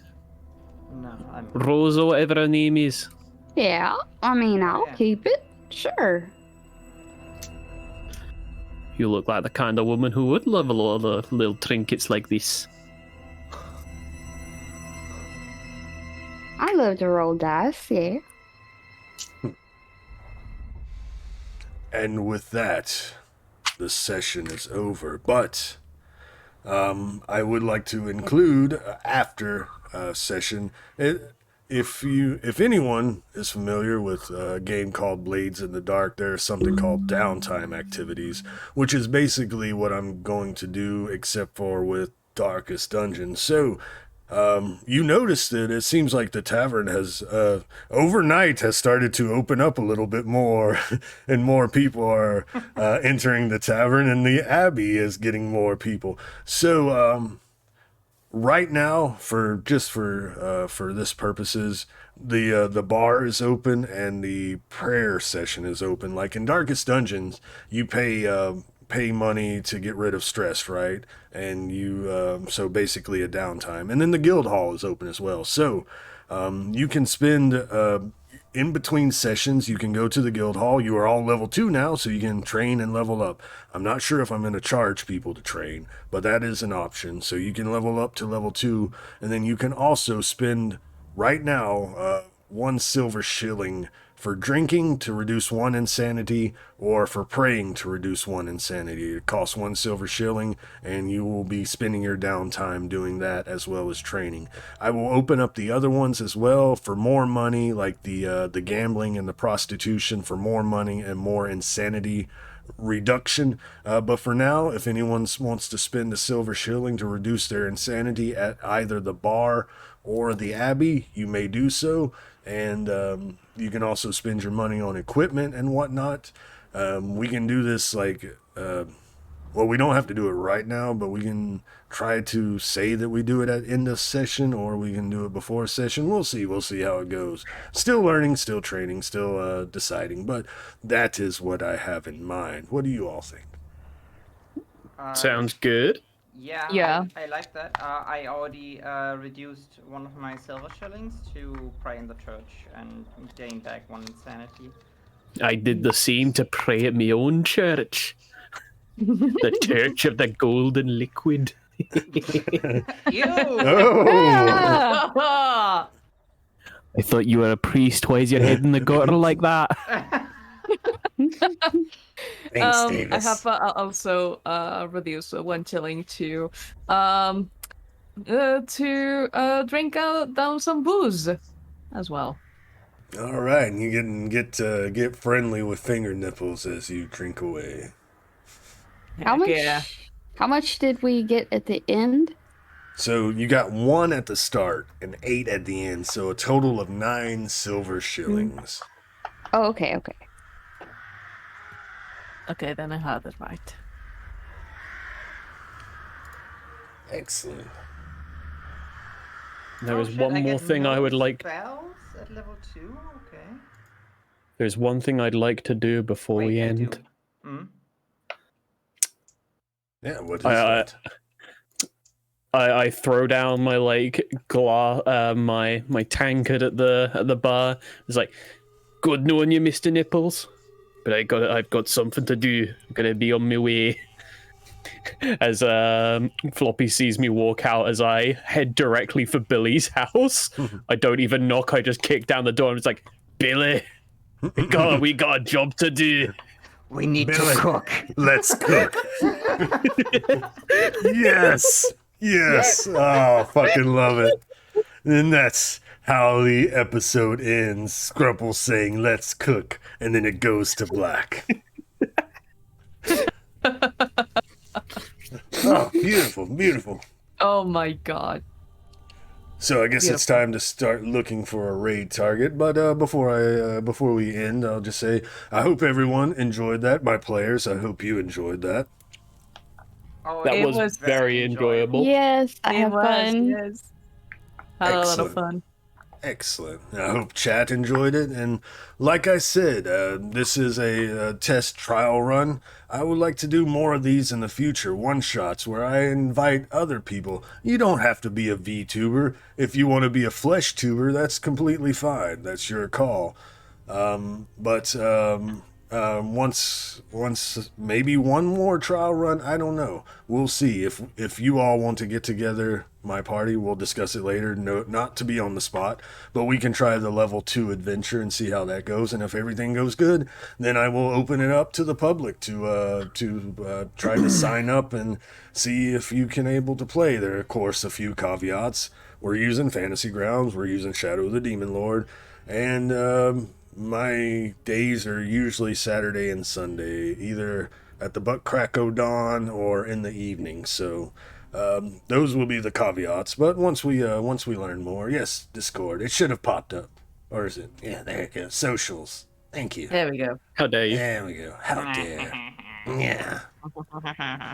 Excellent. Currently the Darkest Demon Dungeon Lord section in Discord is private while I work it out and make sure everything is good. But once it's public, I'll open that up to the public. And like I said, if anybody wants to play a game for a one shot, no commitment, just one game. If you don't want to come back for another one, that's perfectly fine. But if you want to keep coming back and exploring more, that would be most excellent. So, I will go around the table and you can say your goodbyes if you have any goodbyes, and I will start looking for a raid target while you do so. Starting with you, lovely Ruby, please say your goodbyes. Okay. Bye-bye. I love you all. That was a very, very nice session. I have probably some stuff I have to talk about. Oh, in private, about like how we probably can improve on the game or something. I had a lot of fun. Oh, yeah. I noticed that it's going to be hard for new players. I'm gonna say, Yes, like yes. it's a hard game, and but was fun, very, very fun. I also already leveled up. Excellent. Yes, feedback and suggestions are always welcome. Nothing will ever be set in stone for this. It will be Also- ever evolving. Also, first off, read your spells carefully if you're going to play in this game, because I made the mistake of using blessing the wrong way. And be careful what you cast, and also like have a priest in your team. Or a healer. Doesn't have to be a priest, but a healer. Oh, healing's for suckers. But yes, most excellent points, Ruby. Yes, Please, feedback, suggestions, everything. This will be ever evolving. It's not gonna. Nothing will ever be set in stone. Well, it could be set in stone, but you know what I mean. If something doesn't work, it'll be altered or removed. And yeah. Excellent. Thank you, Ruby. Goob. Hi, hello, goodbye, everybody. Uh, I had so much fun with this. I really love the system, and as a veteran TTRPG player, and as someone that has played a bunch um of other TTRPGs, I think that Shell of the Demon Lord is definitely one of those systems that you can catch on pretty quickly, whether you have never played a TTRPG, and if you have, I definitely have seen how very easily you can catch up on it, and it's really good. Um, yeah. I'm not sure if I mean, I'm not as familiar with the system as Ruby is in that matter. But I think that so far this is very good idea to get people to know the system. And maybe the only thing that I would say, like as a fellow DM, would be to like maybe there's like a, for example, a full group of new players that have never played and stuff. Maybe if that's the case, just tone the challenge down like a tiny bit, so they have an opportunity to maybe play more if they so wish to. But other than that, I think that the challenge is what also makes it fun. So there's that. No, for sure, for sure. Good call, good call. Because new players, yes. And if your character dies, I mean, you can always roll up a new character. You're not banned from the game if a character dies, because death happens a lot in Darkest Dungeons. But I understand where you're coming from, Goob, and that is a good call.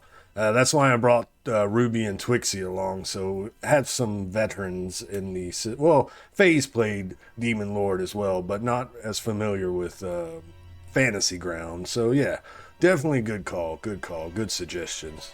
Thank Yeah, you. because you can roll up a new character and stuff, of course. But I think that at least for new players, it's good to at least keep the character for as long as possible, so they get familiar with at least one class and something. So it doesn't become as difficult to get used to the system. Good call, good call. I love it.